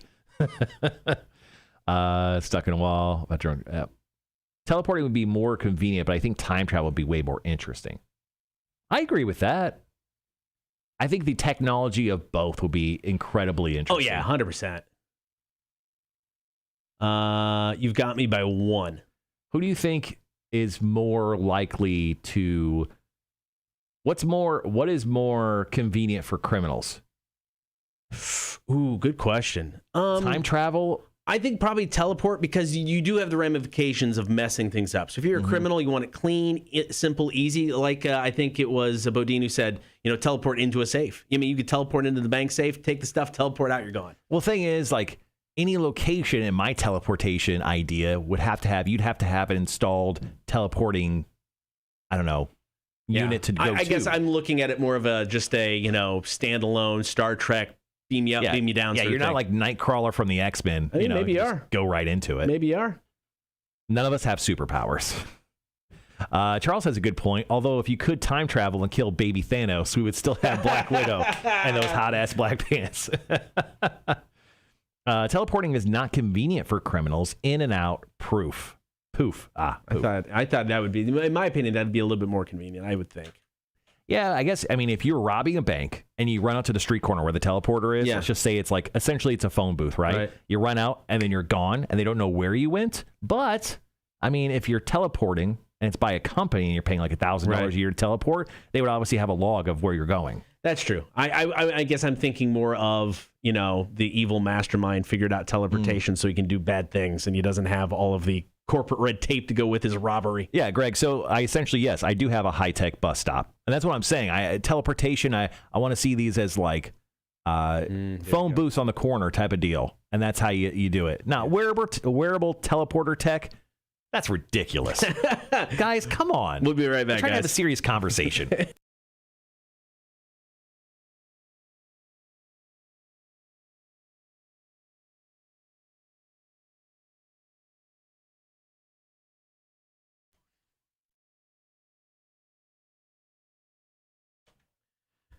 Good morning. Thank you for hanging out. It is the Kotter and Marshall show. We had Kotter versus Marshall. Would you rather have a time machine or a teleporter?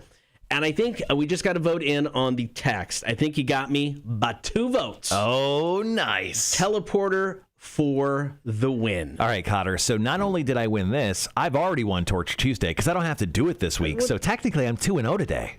There's no winning in Torture Tuesday. Well, it's winning. It's just losing. It's winning if you don't have to participate. So technically, I'll take the win there too. 2-0, Marshall. I'm going to go ahead and go home. Are you just making stuff up as we go? I don't get this. What are you talking about? It makes no sense.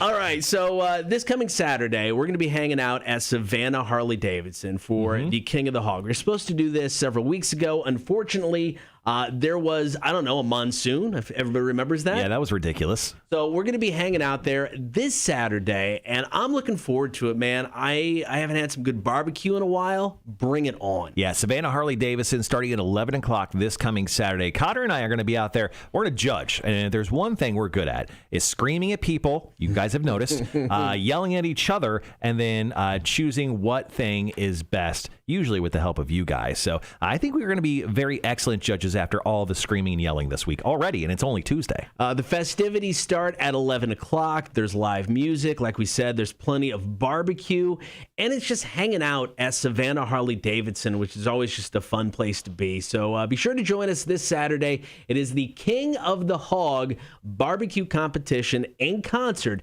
at Savannah Harley-Davidson. Kotter and Marshall show coming up here in a bit. We're going to talk trivia brought to you by Rotten Little Bastard Distillery. Rock 1061. So King of the Hog is also the weather this Saturday is supposed to be amazing. Yeah. It's supposed to be like 75 and sunny. We're supposed to get some rain starting tonight. Greg says, by the way, is it just me or is Marshall's beard off center? Wait, were you coming after me today, Greg? Trying not to have a heart attack today, you old piece of shit. Now I get to say that to Greg because he gives a shit all the time. Yeah. That's funny. But I love you. But shut the fuck up. I don't think so. I mean, I don't know. I haven't trimmed it in forever. Yeah. Guys, I look like shit. I'm sorry. You didn't catch me at a great part of my life. All right, guys, under 3 minutes, come back up, setting up some trivia. I do, but I brushed my fucking beard this morning, man. I did. I brushed the mullet, obviously, and then I brushed the beard every single morning. You be on camera 4 hours a day. See how you feel.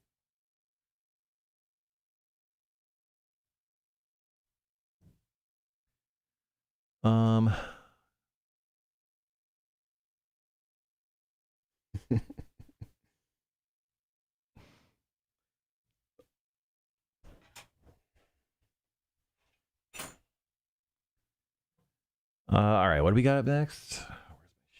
There it is. Trivia. I've had to write a lot of trivia lately, and it's annoying. I know how you felt for the month of April. It was rough, man. I will say, once again, people gave me shit for my trivia being too easy for you. You made up for it the other day. Today's trivia is way harder. Jesus. I think it's way harder.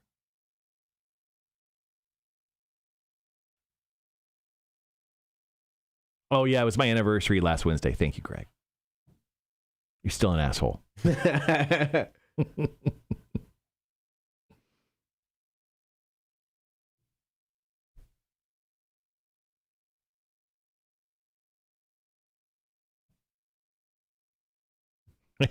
Duh. All right, we're 1 minute off from doing Are You Smarter Than a Community College Dropout Trivia. If any of you want to take one of us on and win yourself some professional bull riding Unleash the Beast tickets, that's happening down in Jacksonville, May 22nd and 23rd. That's next weekend. Then you can call us up. The phone number is 1-800-394-1061. We'll take the first caller in less than, 60 seconds? Yeah. 40 seconds.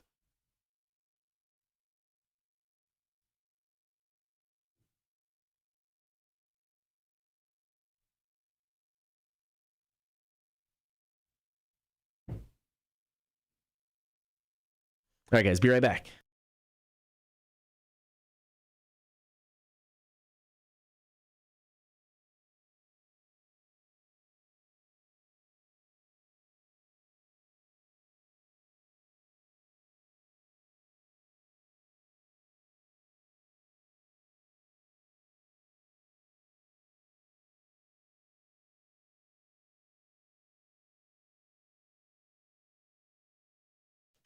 Just about a half an hour away from Torture Tuesday. Get to the nearest stream you can grab. Facebook, YouTube, and Twitch. Like, follow, and subscribe. More details about Torture Tuesday coming up in a bit. Now it is all about Are You Smarter Than a Community College Dropout Trivia, brought to you by Rotten Little Bastard Distillery in Buford. So here's the deal. 7 questions, 60 seconds. Can you beat one of us? Well, it doesn't even really matter because either way, we're going to hook you up with tickets to go check out Professional Bull Riding Unleash the Beast, baby, over at Jacksonville's ViStar Arena next weekend, May 22nd, 23rd. If you call us up and you're the first person to get through, take on one of us, you'll score those tickets no matter what. Are You Smarter Than a Community College Dropout? Brought to you by Rotten Little Bastard Distillery. Call us now, 800-394-1061. Good luck. There it is. All right, here we go. All right. Rock 1061, who's this? It's Bodine again. What's up, man? I wanted to play the game. Okay. All right. All right, so who would you like to take on, Kotter or myself? Marshall, let's go. All right. I like it. All right, let me get everything situated. Marshall's going to put the headphones on. All right, man, 7 questions, 60 seconds. Your time will start after I finish question number 1. If you don't know the answer to a question, you can pass, and if we have time left at the end, we'll come back to it, okay? Okay. All right, here we go. Question number 1. The cruise ship Pacific Princess was featured on what popular ABC sitcom from 1977 to 1986? Love Boat. That is correct. Which band started first, Mudvayne or Slipknot? Mudvayne. Incorrect. How many personal fouls is That's absolutely not true. How many personal fouls is a player ejected from? How many personal fouls is a player ejected from? God dang it! I'm going to stop your time because I messed up on this question. This player ejected. Here we go. After how many personal fouls is a player ejected from an NBA game? 5.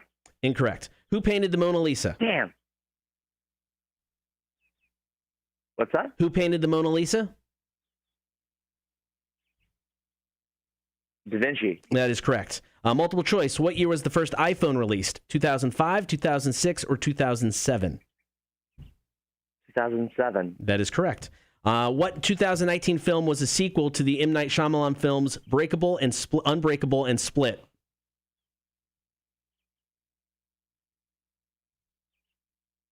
I know this. It's a comic book movie. I should know this.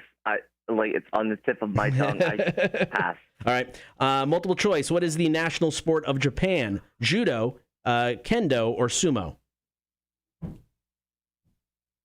Judo. Incorrect. All right, we are out of time. Now, you said the Slipknot Mudvayne question? Did you say? What I had was Mudvayne formed in 2006, Slipknot in 2005. Interesting. Yeah. All right. Either way, though. I have a different perspective because you know me. Yeah, I understand. No, I get that. I get that 100%. All right, Marshall. All right, Marshall's good to go. All right, I think Bodine got 3 right. Okay. All right, so just going to put you on hold. Hang tight. We'll be right back to you. All right, Marshall, 7 questions, 60 seconds. Your time will start as soon as I finish question number 1. Here we go. What cruise ship? The cruise ship Pacific Princess was featured on what popular ABC sitcom from 1977 to 1986? The Love Boat? That is correct. Which band started first, Mudvayne or Slipknot? Mudvayne. Incorrect. Damn it. How many personal fouls is a player ejected from? After how many personal fouls is a player ejected from an NBA game? 6. That is correct. Who painted the Mona Lisa? Leonardo da Vinci. Correct. Multiple choice. What year was the first iPhone released? 2005, 2006, or 2007? Oh, God damn, that's a good question. 7. Correct. Oh, yes. What 2019 film what 2019 film was a sequel to the M. Night Shyamalan films Unbreakable and Split? Glass. Correct. Multiple choice. Final question. What is the national sport of Japan? Judo, kendo, or sumo? Oh, how much time do we got left? You got 10 seconds. Judo, kendo, sumo. No. Kendo. Incorrect. Is it sumo? It is sumo. Damn it! Damn it! 1, 2, 3. Let's see. 1, 2, 3, 4, 5. Oh, Josh. Gotcha. You won. Well, nice try today, man. We appreciate it, and we'll call you after the show, and we'll send you something nice. Much love, fellas. Thanks, man. We'll see you soon. Josh. All right, here we go. Correct answers for that. The cruise ship Pacific Princess was featured on what popular ABC sitcom from 77 to 86? It is The Love Boat. That was a pure guess. That's good. That's good. Idea. Which band started first, Mudvayne or Slipknot? Now, it's funny that Bodine, called in on this because he does have some, connection to that whole kind of time and vibe when they started with Mudvayne. Yeah. But Slipknot, according to what I had, was 2005. Mudvayne was 2006. Sure. 6 personal fouls before you're ejected from an NBA game. Yep. Da Vinci, of course, painted the Mona Lisa. The first iPhone was from 2007. I only remember that because that's the year I moved to Las Vegas and got my very first smartphone. Okay, very nice.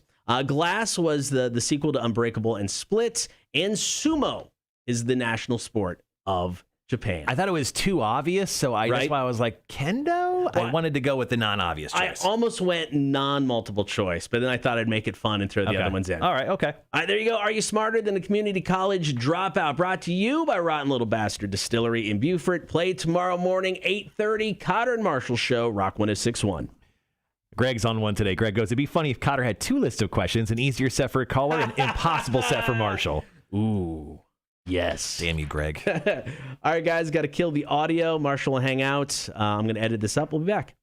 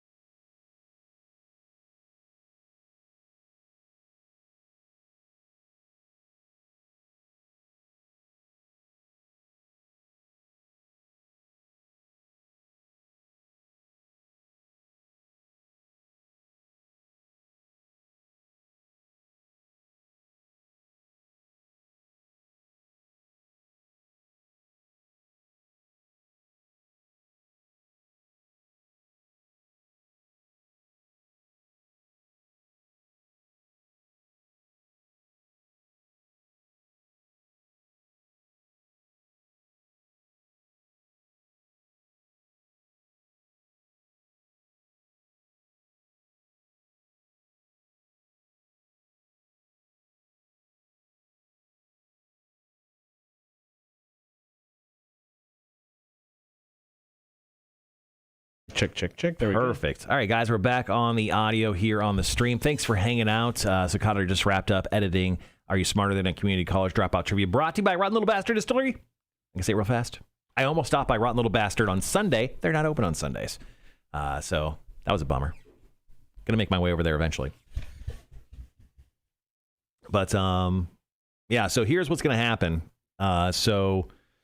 We're going to play back the audio here in like 20 seconds. And once that's up and going, I'm going to step out for a second and start putting together all of the Torture Tuesday dishes for Kotter. And then he's going to entrance you with wonderful stories. And then once we come back to the top of the 9 o'clock hour, we go right into Torture Tuesday with Kotter doing the box of mystery. I'm ready. Bring it on. Let's see. Hold on. Just the... Mm-hmm. Okay, we're there. Cool. All right, so I'm just going to drop this to a single camera for a little bit. Kotter's going to hang out with you, and then I'll be right back. Cool. So Torture Tuesday is coming up at the top of the hour, 10 to 15-ish minutes from now. We'll see how that goes. I expect it not to be well. It'll just be gross.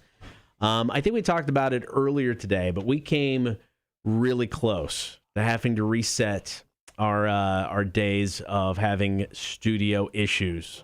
Almost had to ruin Cake Day and bump it back down to 0. So we got in the studio this morning, and basically the on-air machine, the one that lets us go on the air, that plays all the music. Normally we have to log in because we can go to any of our 6 radio stations in the studio. That's awesome. So normally log in to the Rock 106.1 software, pops up, we're good to go. Well, this morning, it did not want to pop up. And without this interface, we can't go on the air. So there would have literally been no show until it would have gotten resolved. So I texted Tim. I called Tim and left him a message saying, dude, we might be missing Cake Day. Need to call me back. And I was just literally staring at Wanda. I know, right? I know. Wanda, happy ending, though. Happy ending, Wanda. So I was literally just staring at this screen, hoping, or waiting for Tim to get back to me so we can figure out what the issue was. And then, like a Cake Day miracle, everything just populated onto the screen. It was there and good to go. The show started without any delay and or hesitation. So we do not have to reset our days before we get to Cake Day. In fact, everything goes well. Get to bump that number to 15 today. So pretty excited about that. So Wanda, no worries. As of now, Cake Day's still a thing.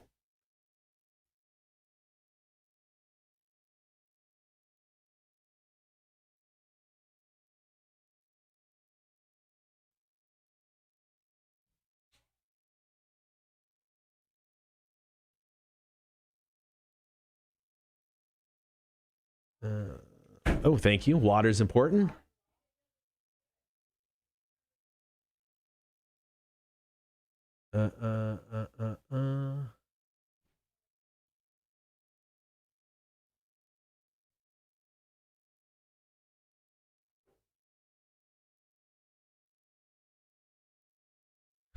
So when everything keeps working, we all get cake. Everything goes to shit, and we get Tebow meet Kendo. Hey, I know a guy's got a kendo stick. Just throwing it out there. Maybe experimental producer with media experience? Maybe. All right, so Marshall's dropping off stuff for Torture Tuesday. Here's the Listerine. Here's the toothbrush I'll be using. We've got a couple bottles of water, so I'm going to rinse out my mouth with the disgusting stuff I'll be brushing my teeth with. This will be interesting. It's been, I'm trying to think, last time I threw up on a Torture Tuesday. Last time I threw up on a Torture Tuesday was the cleat, drinking the prune juice out of Marshall's cleat. It was utterly and totally disgusting. It was sickening and gross, and I ended up puking. I don't know. Depending on what this is, I mean, he says it's all edible. I'm assuming he's not going dog food or cat food, but I guess technically he could. We'll see what it is. I'm game. Bring it on, man. Doing this long enough now. I know what I'm getting myself into. Got a puke can? Gimme? Boom, right there. Ready to puke.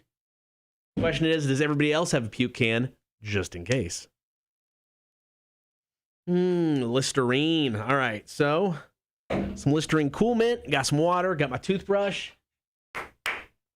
Let's do this. My kids and my wife are so proud. This is one of those moments where they're like, you know what, Kotter, you really achieved something in your career. This is why we love you and support you in everything you do. It is not why they love and support me in everything I do.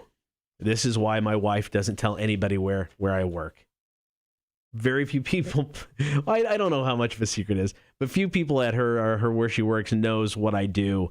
She likes to keep it that way. One, because I embarrass her completely. And two, she just wants to keep herself separate from it. If I ever say my wife on the air, they won't know it's her. But yeah, there you go. Making my family proud right now. Okay, it's scaring me how long it's taken Marshall to get all this stuff ready. But that is a thing. We'll see how that goes. Whew. All right, 5 minutes left. Song, well, obviously Foo Fighters at the top of the hour because Foo for Bonnaroo is still happening. So yeah, it'll be just after 9 for Torture Tuesday. Gonna have to dip in a minute. Bubba was therapy in case you're all in the middle of something. For your day, much love and talk to you. Oh, Wanda, I'll see you later.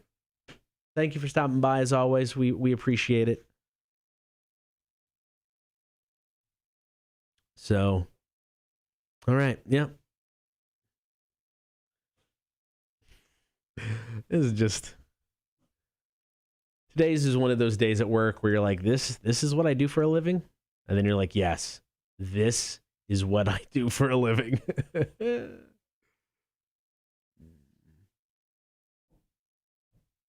I miss you too, man. It's good to talk to you today. I look forward to seeing you. That'll be awesome. Thank you for making time and driving through to see us. I appreciate that.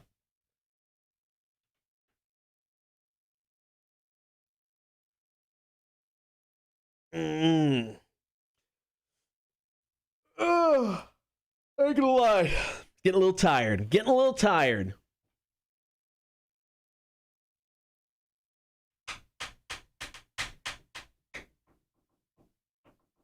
All right, so I don't know, 8 minutes away from Torture Tuesday. Once again, if just jumping on, it is the box of mysteries. Marshall created this box that I cannot see what's in the box, but I can reach into it so I can feel what he's placed in it.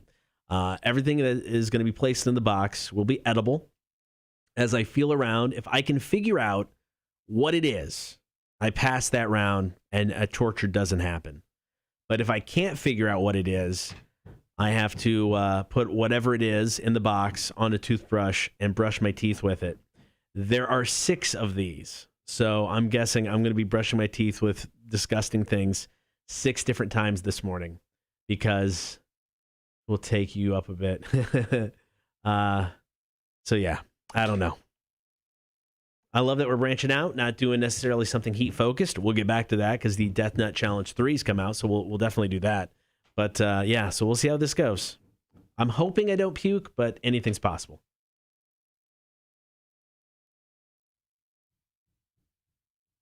All right, so 1 hour to go. Torture Tuesday, Marshall's Music News. I'm guessing we've only got 2 segments scheduled for this. I'm guessing there's a chance this may delve into 3.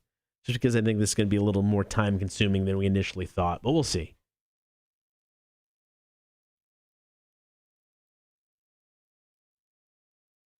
All right, trying to catch up everything. What did I miss? Producer, got a puke can, got that.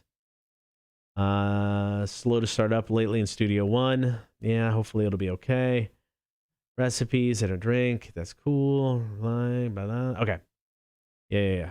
Video hurt me. Dude, Charles. God, it hurt me too. I mean, at one point in time, I could do that.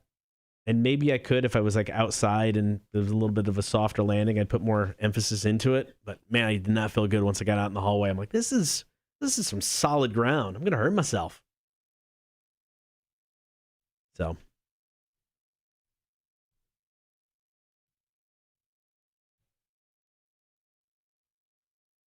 Of course, Foo Fighters top of the hour. Chance to play along. Foo for Bonnaroo. That's going to go until Friday at 5 o'clock. That'll be the last Foo Fighters song we play at the top of the hour for the contest. Then 6 o'clock on Friday, we'll get back to 20th anniversary weekend songs. From 2006 this weekend, top of every hour.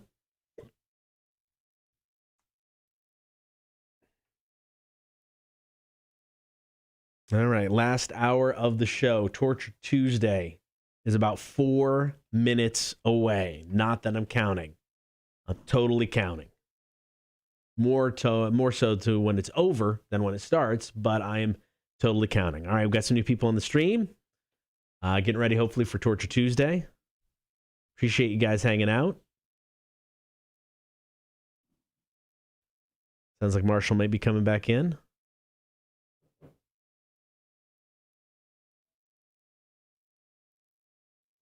The box of mysteries is lined up. The mysteries are not. Marshall's working on those right now in the other studio. Don't look, Kotter. Okay, I'm not looking. Close your eyes. They're closed.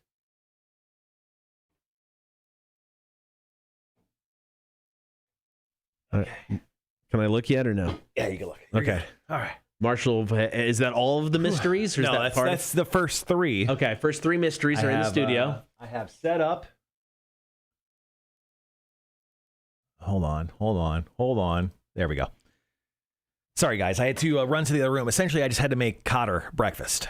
So I haven't eaten today. Kind of hungry. I'm hoping at least one of these items is somewhat not utterly disgusting. I can already smell stuff. There's some stuff. Oh yeah, I can already. So I was told in the other room that it smells like a buffet in there. Oh, Chinese, Italian, Mexican. There's some spices. No, I can smell.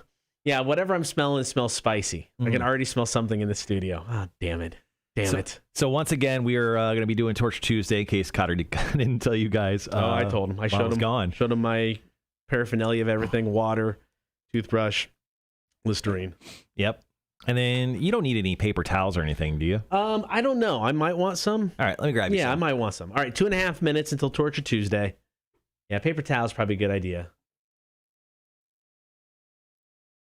2.5 minutes. Yeah, I smell something very spicy. It's almost like a sriracha-y type of scent, maybe. Oh, I put you on a black screen. My bad. That's okay. There we go. All right, yeah, so there are... what was the first clue I gave you this morning? You spent $20. I spent $20. Yeah. I will say, in each bowl that will be in the box of mysteries... Yeah. There will not be one singular thing. Yeah, okay. Fair enough. But there will never be more than 2. So, okay, good to know. So there'll be 2 items. All right, that's important. Yeah. I won't peek. That's fine. I'm here. I'll even take this down now. I'll get rid of this. I'm just going to X out of Twitch so I can't see anything. So nothing. I can't see anything. I can confirm Kotter is not cheating. Once again, Torture Tuesday coming up here. And how much time we got? 90 seconds. I respect exciting. Torture Tuesday way too much to cheat. Yeah. Just because if I did cheat, I'd have to have another torture, and I don't want to do that. Mm-hmm. It's true. There's no fun in that. Will he need milk? Listerine will make burning worse. Oh, is that true? It depends, I guess, if something is that. I've got water. I've got some water. So. Honestly, I don't think anything I actually got was like, there's no, I will say, there is no ghost peppers or there is no anything egregiously, inhumanly hot. There is none of that. Okay. I mean, I can definitely, whatever you brought in, there's one of them definitely has there's a scent in this spice, room. a spicy smell to it. But yeah. No, that's fair. I'm ready. Is the toothbrush sponsored by Nicole? Yes, my wife. My wife. Actually, I think that's from her. Like when she went to dental school, they got like 1,000 toothbrushes. Yeah. We have 1,000 toothbrushes in our house. I was going to say you never have to buy a toothbrush again. No, I'm good. Now, as a dental hygienist, does your wife recommend a old school toothbrush like this or one of the electric ones? Electric ones. Mm-hmm. Yeah, we both have them. Yeah, I just purchased an electric toothbrush. Yeah, that's the way to go. You're taking teeth care very seriously in your older age. For a man, I don't think went to a dentist for a decade. I think that's what you told me. 2 decades. 2 decades. Yeah. Jesus Christ. No joke. 2 decades. Yeah. All right, we'll be right back, guys. Torture Tuesday coming up.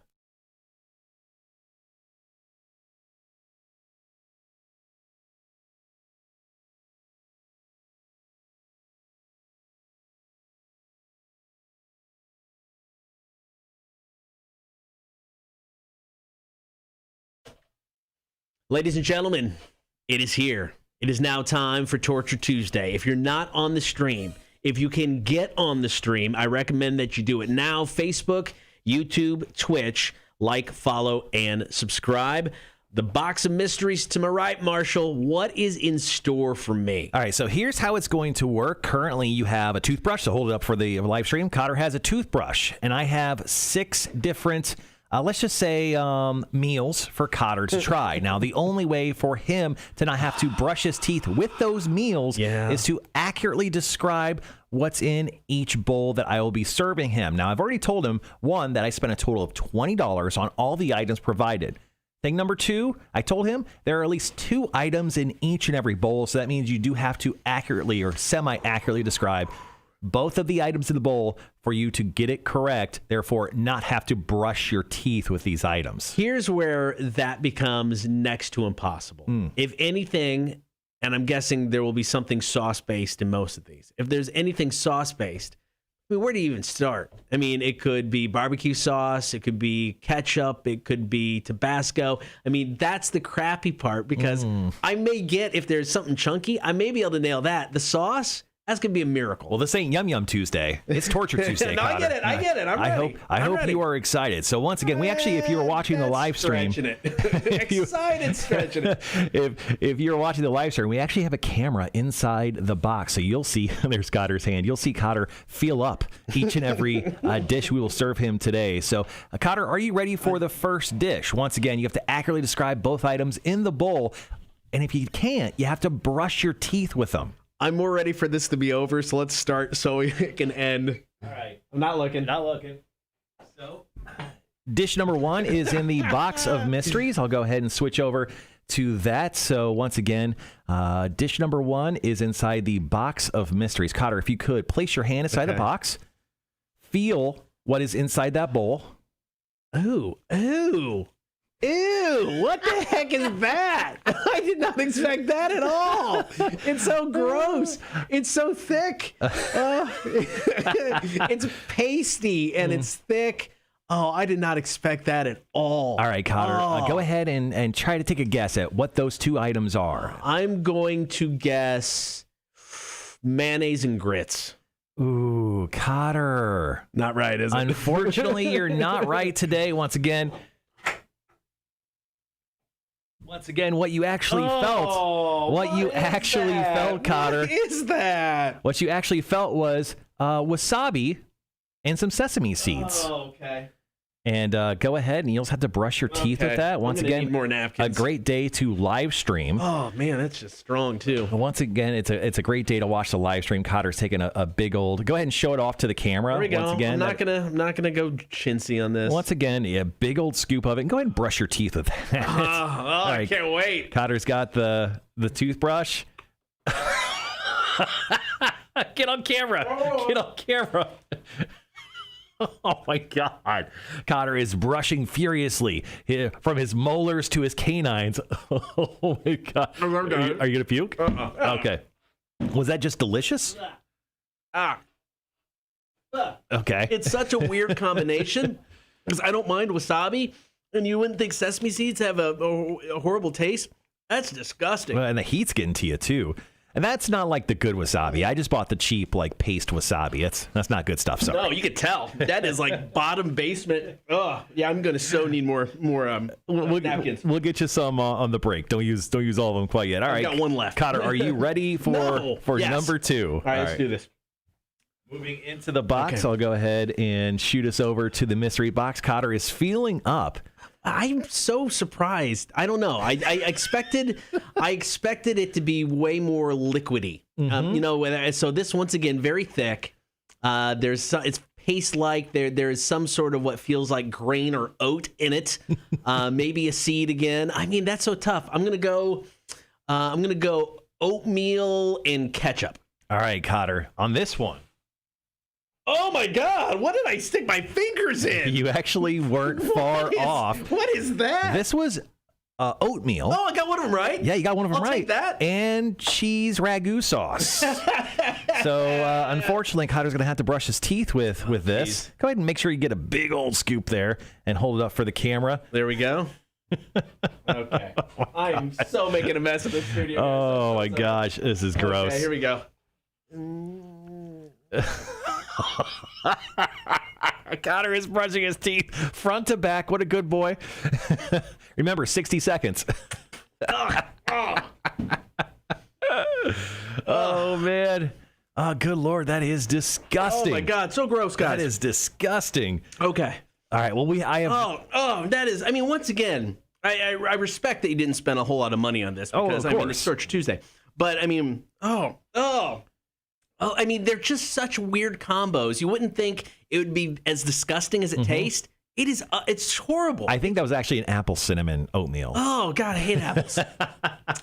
I mean, it's such a weird combination. I'm surprised. The flavors are gross. I mean, there's just no way around it. These flavors are absolutely disgusting. If you're surprised at that, no. wait till you get a load of this. No, Our final dish before we hit the break. Then we have a couple more for them after that. Here's what scares me. So, I mean, none of these have been. I mean, they're all gross, but the options of what's still out there really worries me for the second half of Torture Tuesday today. You should be worried. I'm so worried. There's some interesting ones, but here's the last one. Don't look. I'm not gonna go ahead. looking. This next one, I just dropped into the mystery box. Okay. Kotter is going to go ahead and feel up. Oh, what the hell is that?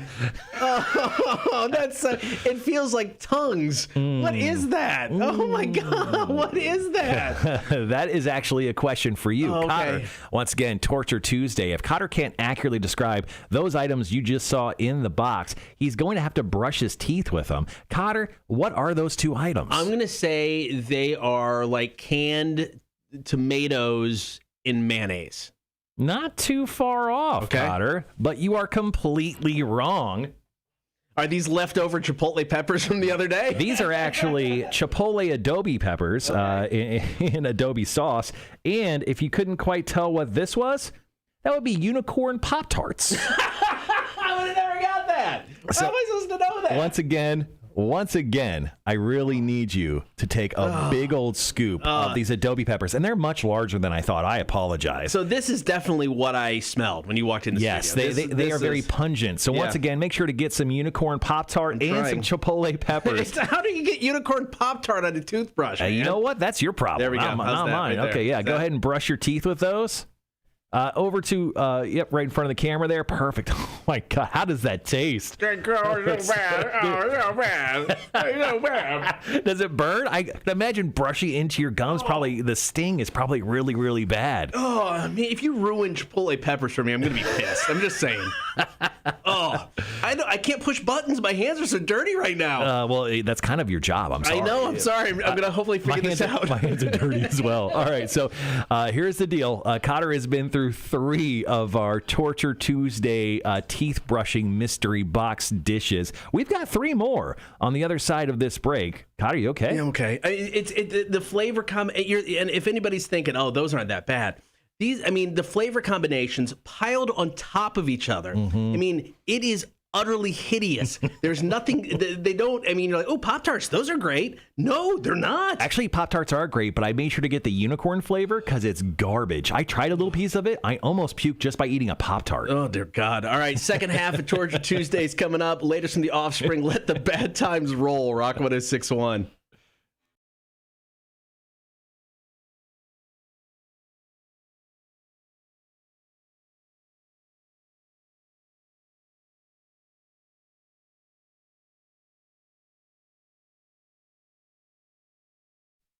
Sorry, guys. I'm trying to figure things out here with my hands covered in gunk. Dude, the flavor. Oh, man, seriously, the flavor combo on it. It's just absolutely rancid. It's so weird that it would taste so bad, and it is disgusting. Oh, this toothbrush looks like I used it to clean a toilet too. It's so. Oh, here, thank you. I'm gonna need those. All right, this is only 2 minutes, so if you got to bring other stuff in, we'll need to. Yep. All right. So currently, Kotter has tried wasabi with sesame seeds, ragu cheese sauce with oatmeal, and chipotles and adobe sauce with unicorn Pop-Tarts. Look at that. Look how disgusting that toothbrush is. cleaned a toilet bowl. It does. That's what I'm saying. Oh my God, man. Oh. Oh.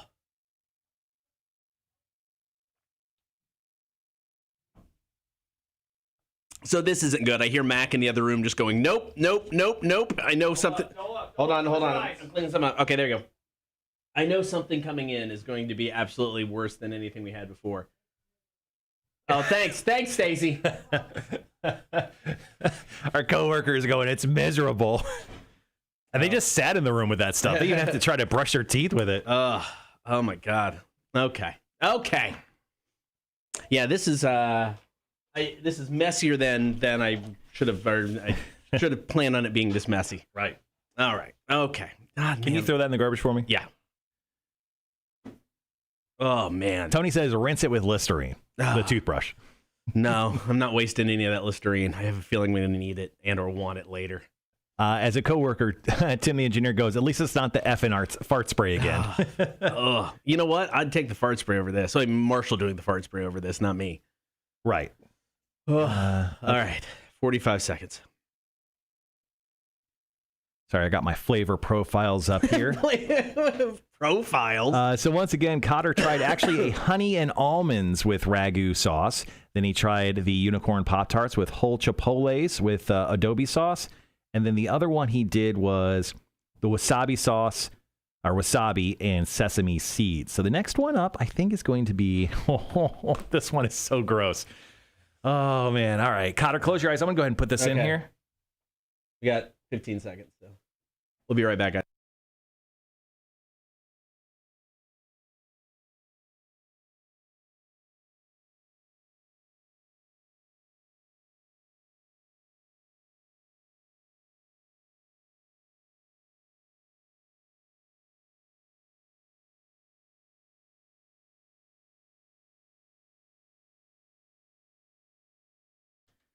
All right, thank you for hanging out, Kotter and Marshall Show. Get that stream, Facebook, YouTube, and Twitch. It is Torture Tuesday, Box of Mysteries. Now, here within the last month or so, when it comes to Torture Tuesdays, I've had to do, this with the Box of Mysteries. I was blindfolded for one a few weeks back. Mm-hmm. The psychological aspect of not knowing what's coming adds a whole nother layer to Torture Tuesday, which was never previously there. Yeah, so I mean, we got to change it up. We have to evolve. No, so I get it. We've been changing the script up a lot, just not eating only hot stuff. And now we're doing brushing your teeth with gross stuff. And I really am enjoying this. So I've done 3 things already, and the combos together, hideous. The things individually, nowhere near what I was thinking they're going to be. So I am really, really dreading the next 3 things that are going to be placed into the Box of Mysteries, just because eventually you've got to get to something that by itself is just disgusting. All right, well, let's go ahead and just do a small recap. So on dish number 1, I served you wasabi sauce and sesame seeds.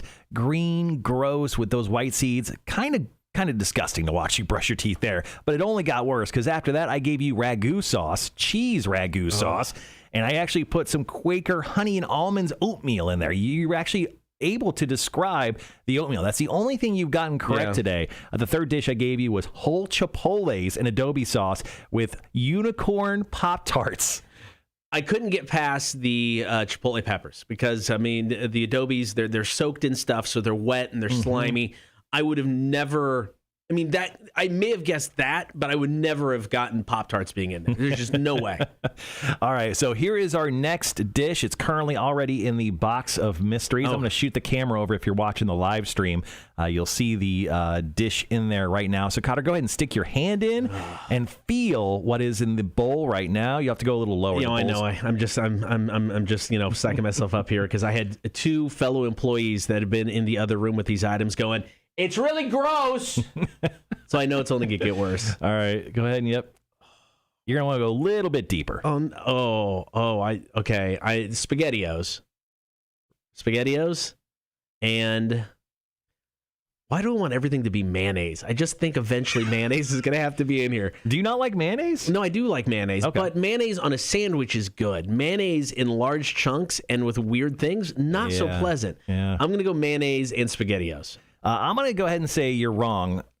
Mostly. Okay. I'll give you like half a point. So it's not SpaghettiOs, but it is Campbell's Tomatoes A to Z. Okay. And then also you get a very sweet and spicy soy chili sauce. Oh. So kind of a double sauce.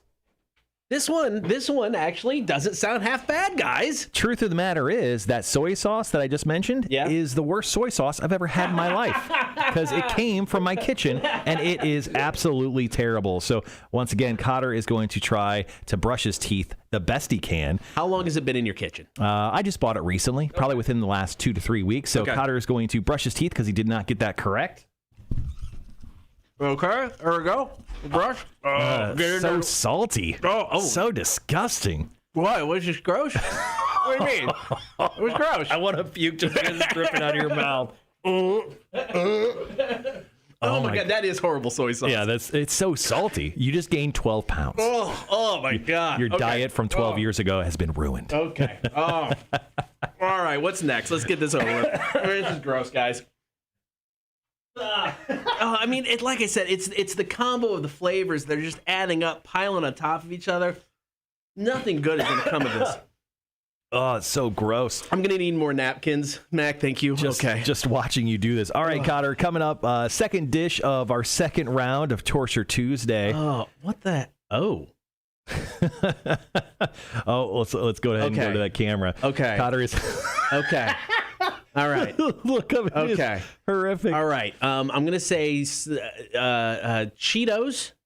not the puffy kind. The whatever. I'm gonna say you're correct. Okay. And then what is that substance? Oh my God. I have no idea. I'm gonna say. Oh man. I'm gonna say is it mustard? Kotter. No, it's not right. No, is it? it's not right. Kotter, you came very close that time. It is Cheetos, but I actually got you extra flaming hot crunchy Cheetos with the one and only blended vanilla bean yogurt. It looks like somebody had a rough alone day, is what that looks like. Trust me, you were just on camera fingering this substance for quite some time. It was a tough look for you. Oh no, a little bit more than that. Come on. Oh, I'm gonna make a mess. Get some Cheetos on there. Okay. It'd be rude if you didn't have some Cheetos. This garbage can, this bag is just done. All right, here we go, guys. All right, Kotter's brushing his teeth. He didn't get it correct. Oh my gosh. Oh, is this gonna make? Are you gonna puke? Oh my gosh. Is it hot? How extra hot is it? I just imagine this is delicious. It looks really good. It's not. It's not good at all. It's totally disgusting. Oh, Kotter. He is only one dish left, buddy. One dish left. This one's interesting, this final one, because I never thought the combination would come together as well as it is, and it looks delicious. What do you mean come together as well as it did? Honestly, I honestly didn't know what it would. I didn't know what it would look like. I honestly almost ate a bite before I came. No, seriously, I'm not joking. None of this looks delicious. Not joking. This next one is very, very interesting. Oh God. Okay. This next one, well, you're going to feel it. So let's go ahead and I'll drop it over if you're watching the live stream. I'm going to drop it into the Box of Mysteries view. All right, so it's Torture Tuesday. I'm reaching into this box, feeling around to see if I can figure out what it is. And then when I can't, because I'm not going to, I put it on a toothbrush. And brush your teeth and with brush it. my teeth with it. All right, Kotter, go ahead and go to the Box of Mysteries and feel that up if you don't mind. Oh, what is that? Oh, I don't like this. I don't like it either. I don't like this at all. I don't like it. I don't like this at all. It looks delicious, though. Oh, does it? I don't think it does. What is that? It's so chunky and hard. I want to tell you what it is. Oh. But I can't. I don't know what. Okay, it breaks. What is that? I'm going to say, okay. Cauliflower. Ooh, what is that? Cauliflower and garlic. It's like the minced garlic. Not bad, but completely wrong. So here's the deal. What's the one item you hate? Bananas, right? You said you were going to do bananas. And I'm not doing bananas, but I'm doing their cousin, plantains. Okay. So this is actually plantains, but I thought I'd finish with this one because you know what? What's the one thing you love in this world? Beer. I love beer. This is plantains and green hatch chilies. This is a treat. A little treat for you right at the end. Okay. But with the plantains, make sure you get like a little piece in there. I want to make sure, because you hate the banana family so much. Make sure it winds up on your brush. Well, it's kind of hard. That's what she said. All right, here we go. All right, guys. Cotter's got to brush his teeth with green hatch chilies. He loves them so much, and the plantain. He's throwing food all over the place inside the Rock 1061 studios. Get a good brush in. Now, you've eaten green hatch chilies before. How does it feel brushing your teeth with them? The bad side about the green hatch chilies, they're just so slimy. So I feel I'm going to be picking these out of my teeth for the next day and a half. And out of your shirt pocket. I think some fell in. Oh, I'm sure it did. Oh, man. Oh. Okay. Once again, it's so weird. The combo of everything is so off the wall and so unexpected that none of this remotely even came close to tasting good. And that's actually offensive to the chef. I mean, do you even consider my feelings? And the psychological of not knowing which, oh man, I hate Torture Tuesday. So there you go, Kotter. You have completed Torture Tuesday. Thank you. So many teeth brushes. Will you ever brush your teeth the same after this? No, I don't think I can. Flashbacks, a little PTSD from this whole entire incident. I will cherish a normal toothpaste glob on my toothbrush tonight when I brush my teeth, or tonight as soon as I get home, because I'm going to scrub these bad boys down like never before. I bet you will. All right, coming up next, I'm going to wrap up the show. Marshall's music news is on the way. Kotter and Marshall, Rock 1061. That was fun. I'm not going to lie. These Cheetos and vanilla bean yogurt don't look half bad. I'd probably eat that.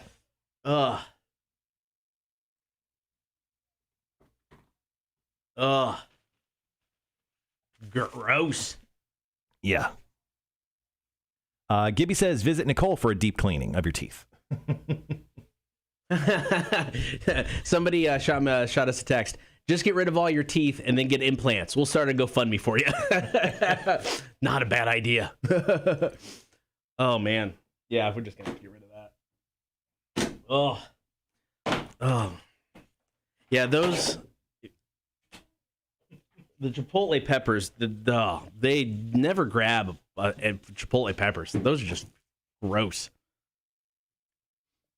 Oh, guys. Okay. So I can get rid of that. I'll get some more paper towels here. I'm okay. I've got a few more over here if we need them. Okay. So,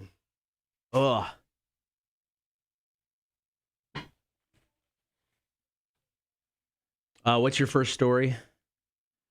First story is probably going to go with the Metallica story. Okay.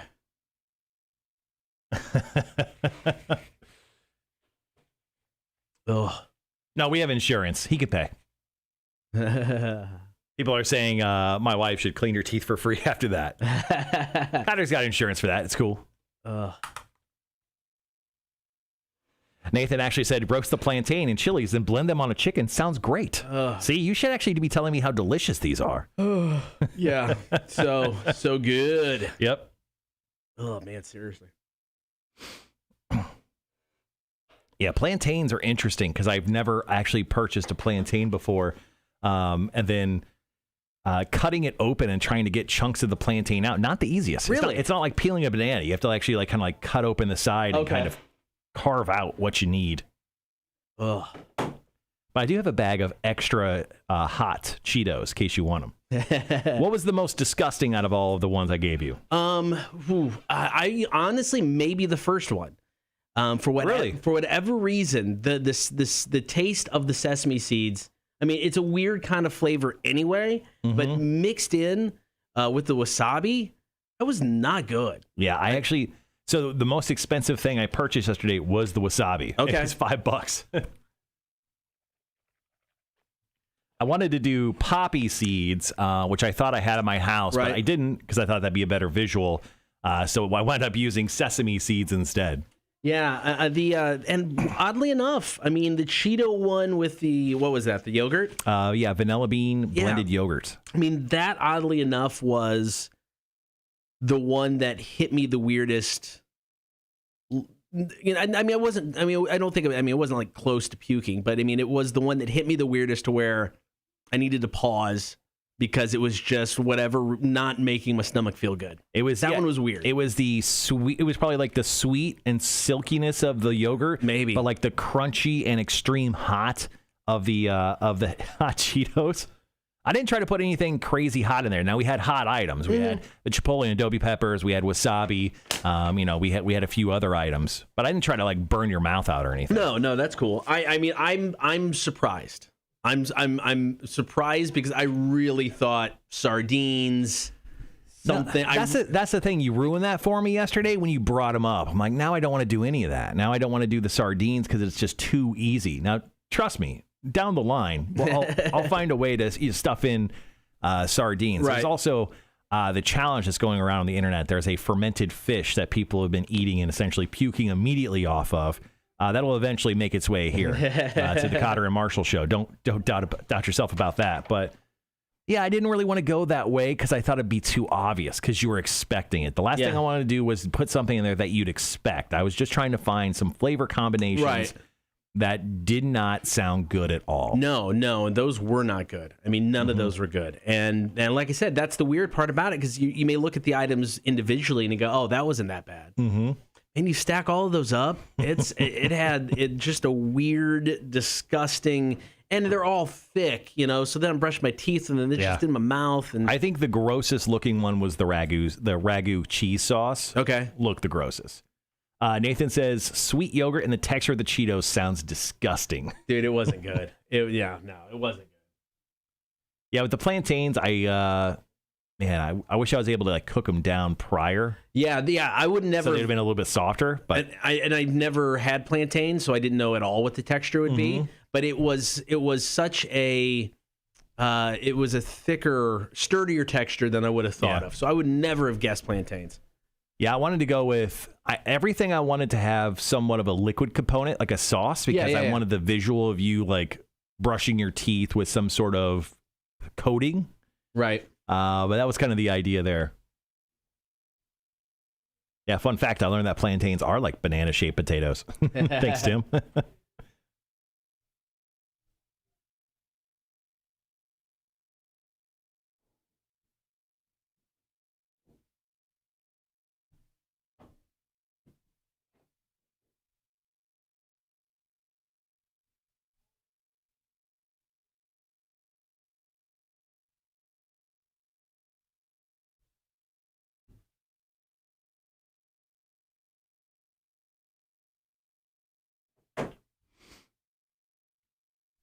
All right, guys, we're about 3 minutes away from wrapping the show up. We got 3 more breaks. Marshall's Music News will finish up the day. Tomorrow, we do have Chicks on Dudes with Mac. She'll be stopping into the studio.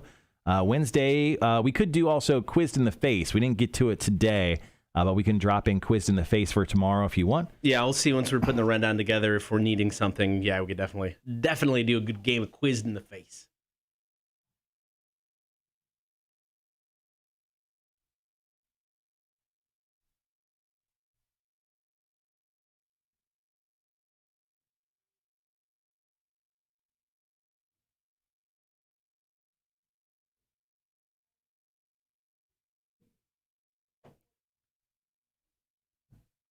So first story up today, guys, will be about Metallica talking about their new album. That's right. I said new album. That's very exciting news. Before we get to that, I got about 2 minutes. Let's go ahead and ask a question here from Answer the Internet, something we got from Barstool. Something we do here on the breaks of the Kotter and Marsh show. Kotter, would you rather wake up in the middle of the night to see a massive dude has broken into your house or see a ghost? Oh, a ghost. 100% a ghost. Because I've lived in Savannah now for 12 years, not seen a ghost yet. I'm starting to call, BS on these most haunted city in America thing. Once again, give me something. Would you rather wake up in the middle of the night to see a massive dude has broken into your house or see a ghost? I actually was about to fall asleep last night and I heard a noise and I thought it sounded like just like a dropping of something. I'm like, what the hell? Is someone trying to break into my house? And next to my bedstand, I have weapons that one should have in case of a situation like that. And I almost reached for it, and then I realized it was my ice maker on my fridge. It was just like a large ice drop into my my fridge, and I was like, I almost murdered someone. All right, there you go. Yeah, I think I would much rather see a ghost. I think a ghost would be, terrifying in the moment, which a very large man standing in a room is, but the chance of physical harm is much less. So I'll take a ghost. And, of course, 77% of Barstool readers chose the ghost. Yeah. That means almost 25% of people just chose, I'd rather see a massive dude. Depends what kind of mood I'm in. That's true. Charles says ghost, because then I don't have to explain me shooting someone to the cops. Gibby said agreed. All right, we got about 35 seconds. Can you still taste that? It's like that. It's still a culmination of everything. It's still just kind of there. It's like a layer of film in my mouth. Is there one thing that's overpowering the rest? Can you say there's one specific item now that I've told you everything? Like that I'm still tasting now? Yeah. No, it's just an accumulation of everything at this point in time. Because you've shot the Listerine, so. Yeah, I haven't done it yet. Oh, okay. Yeah, we'll be right back, guys.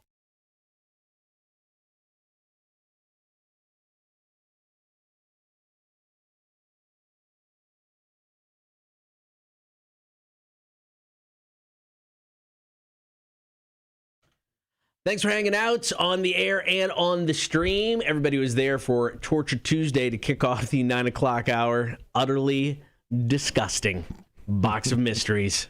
You threw it away, right? We never have to see that again, right? I think I'm going to keep it, honestly. I mean, we could use it again in the future. There's definitely other uses that we could put the box of mysteries towards. But let's go ahead and jump into Marshall's music news here, because honestly, this is some really interesting news coming from Papa Hetfield of Metallica himself.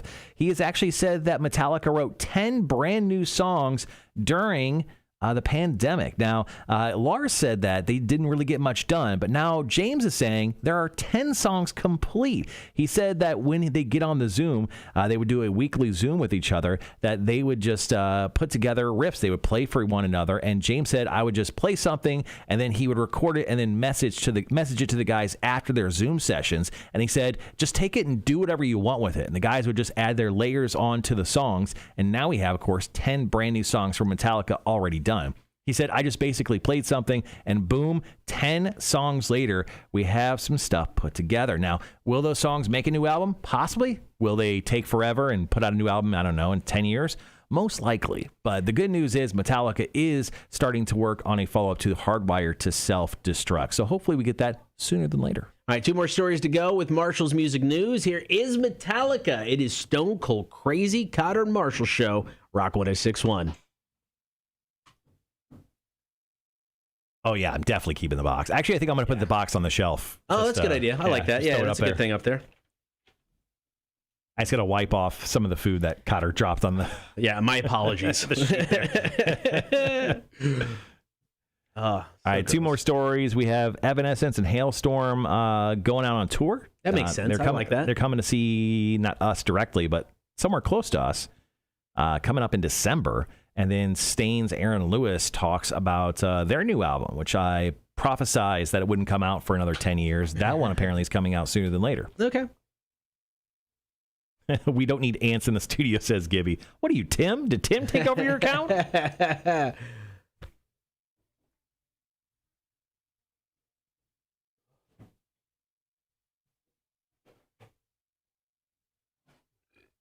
ain't gonna lie, man. It's just like still just kind of like a queasy, uneasy feeling in my stomach.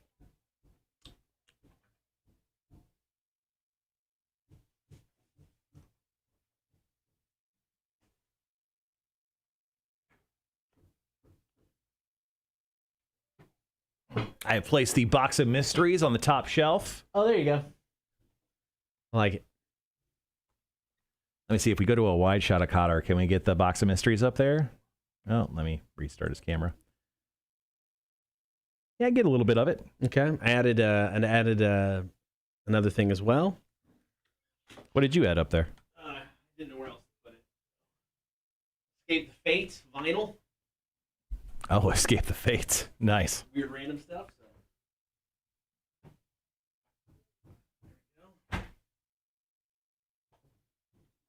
So.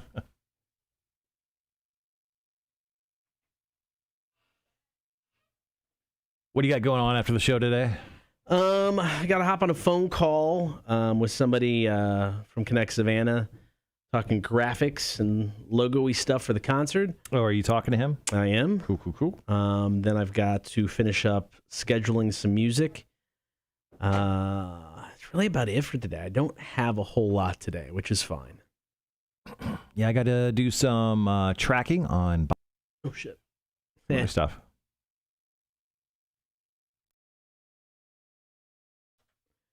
It is the Kotter and Marshall Show. Short Metallica song always throws me off. Each and every time, damn it. Each and every time.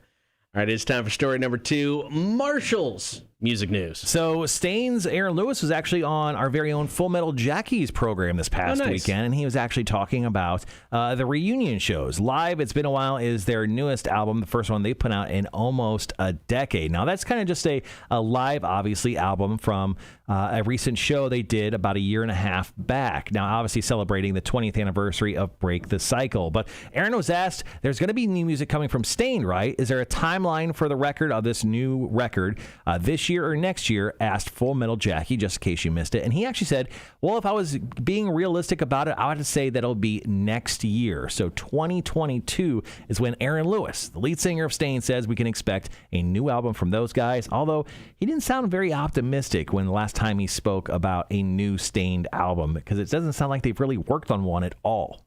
He doesn't seem like a very optimistic guy. A little pessimistic, if I had to guess. I would say so, 100%. There you go. All right, one more story to go in Marshall's music news, and then we'll wrap up the show. Kotter and Marshall, Rock 106.1.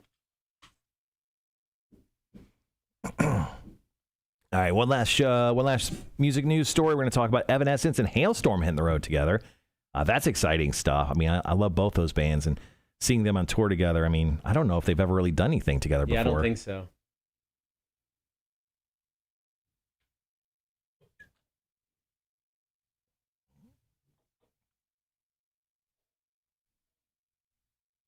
We ask it every time. What's on the show tomorrow? I'm going to look at the show breakdown. I already did. Chicks on Dudes, Trivia, Tales from the Bar. Tales, this will be with John from New Realm, because that's the last one we have. So, do you have anyone set, speaking of? I don't. It's like I've handed out my card a few times. Everybody's like, yeah, totally, I'm in. And then they never get back to me. Yeah, they're hospitality people, man. They're like cats. You got to herd them into the studio one at a time. All right, I'll be on that case. Yeah, I'll hit people up again.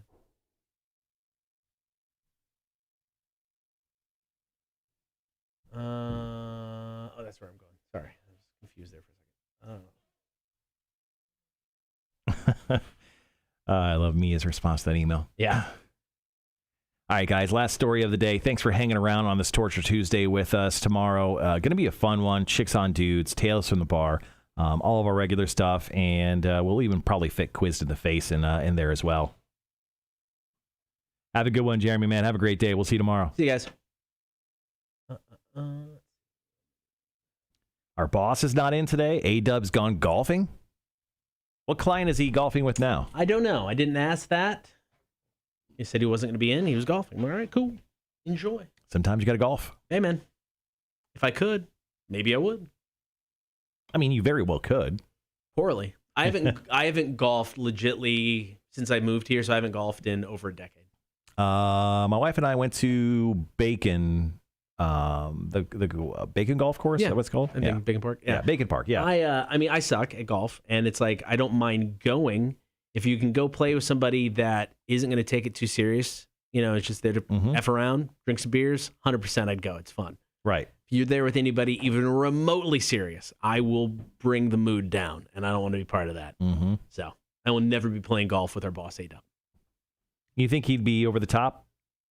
You've met him, right? Yeah. Yes. You think he's that competitive? He just wouldn't allow you to... Yes. I think he's that competitive. He would probably throw me. He'd try to bury me into a sand trap after about 3 holes. So... I don't like doing that to anybody. I mean, I would probably do that no matter what. Well, that's fine. Right. That's to be expected. But no, like I said, I enjoy it, but I'm really bad. Lots of weird people walking through the studio complex I know, today. right? That's some real crazy looking people. Don't get too many people strolling through there. Yeah, I got to wrap up some work stuff today. I'm going to eat lunch, take a nap, hosting trivia tonight at the Draft Room in Berwick starting at 7 o'clock. And that's kind of it for the day. Yeah. Tomorrow we're doing a walkthrough. We'll talk more on the air about our Mad 5K that we're hosting this coming Saturday. Probably starting tomorrow or the day after. Yep. Yeah, I will not make that walkthrough. So. It's fine. You can use your daughter excuse only for a couple more months, and then it's over with. Sucks. Oh, my daughter. She doesn't have a car. Oh, got to pick her up, man. Sorry. Got to leave early today. I've got until August. I got until August to use that excuse. After August, she's in college. I thought she was moving earlier. No. Like last week, July or something like that? No. Goes in August. Okay. Yeah, so I have until August to use that excuse. But yeah, no, tomorrow is graduation rehearsal. You have to take her to that? I have to. Dana's going to take her, and then I'm gonna pick her up. Gotcha. So, a graduation rehearsal, and then graduation is Tuesday night. Both my kids out of school. I'm old.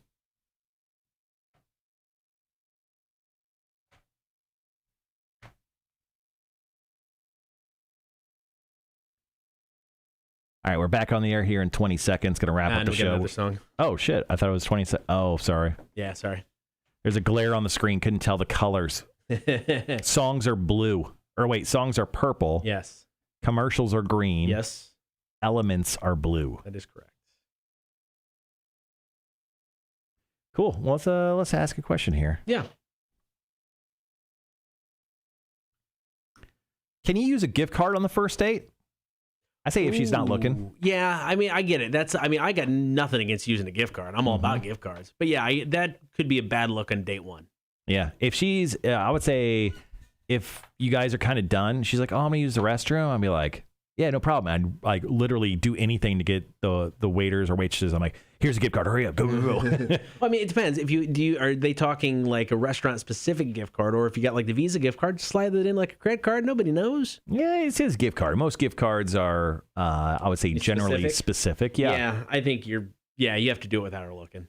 Yeah. I mean, you'd have to if she's really dumb, you just point at something and be like, hey, what's that? And then drop the card, right?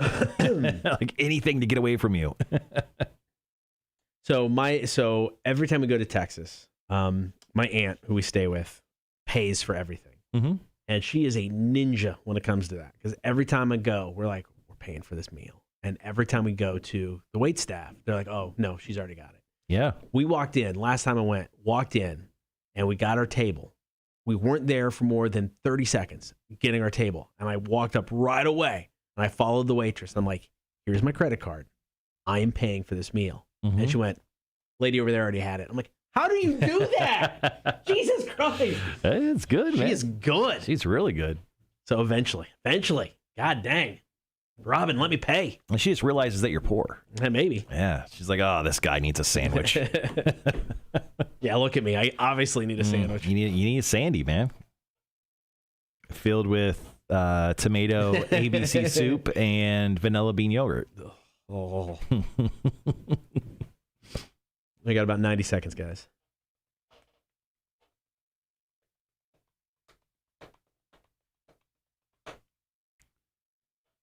Tomorrow is Wednesday, so we'll be dropping top fives tomorrow as well, guys. So make sure to write up your top fives and get ready to drop those. One cool thing we do is, so on our sister station, Rewind 107.9, we do Pet of the Week. Mm-hmm. And the last 2 out of 3 weeks, we have got that pet adopted within 2 days. Oh, that's awesome. And today, I just got word, actually it was early this morning, that we got Munchkin, which was a kind of a white pitty kind of looking dog, adopted within a day and a half. Oh, that's awesome. Very cool stuff. On this side of things, because that's with Palmetto Animal League. Correct. Yeah, that's at Rewind 107.9. Yep. Mm-hmm. So with us, we, of course, working with One Love. They got a cornhole tournament this Saturday at Southbound.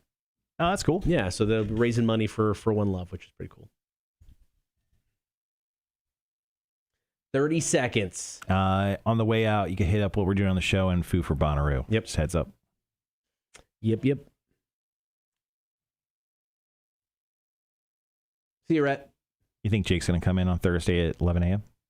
I think there's a good chance. All right, guys, be right back.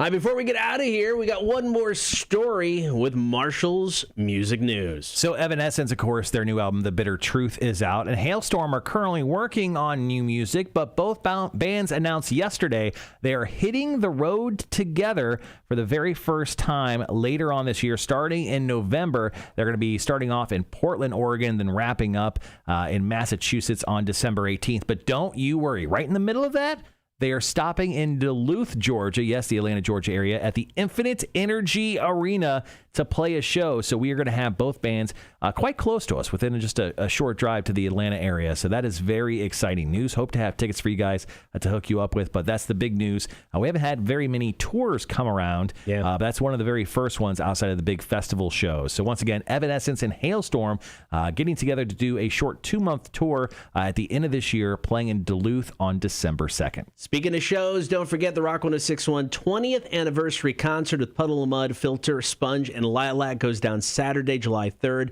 Trustees Garden in Savannah, teaming up with Connect Savannah to put this show on. Tickets on sale now. etix.com, just search Rock 106.1 or hit up the website, rock1061.com. Coming up tomorrow on the show, Mac will join us at 9 o'clock for Chicks on Dudes. Are you smarter than a community college dropout? We got Tales from the Bar and just other day-to-day silliness. All sorts of fun stuff. And don't forget, Foo for Bonnaroo going on every single hour today. Listen up at the top of the hour and chime in with the song title for your chance to win a trip to go to Bonnaroo to see the Foos. We'll talk to you tomorrow at 6. Kotter and Marshall, Rock 106.1. All right, stream people, thanks for hanging around today. We'll see you tomorrow starting at 6 a.m. with all that fun stuff. You guys have a good rest of your Tuesday? Yeah, Tuesday. That's the day. See ya. See you guys.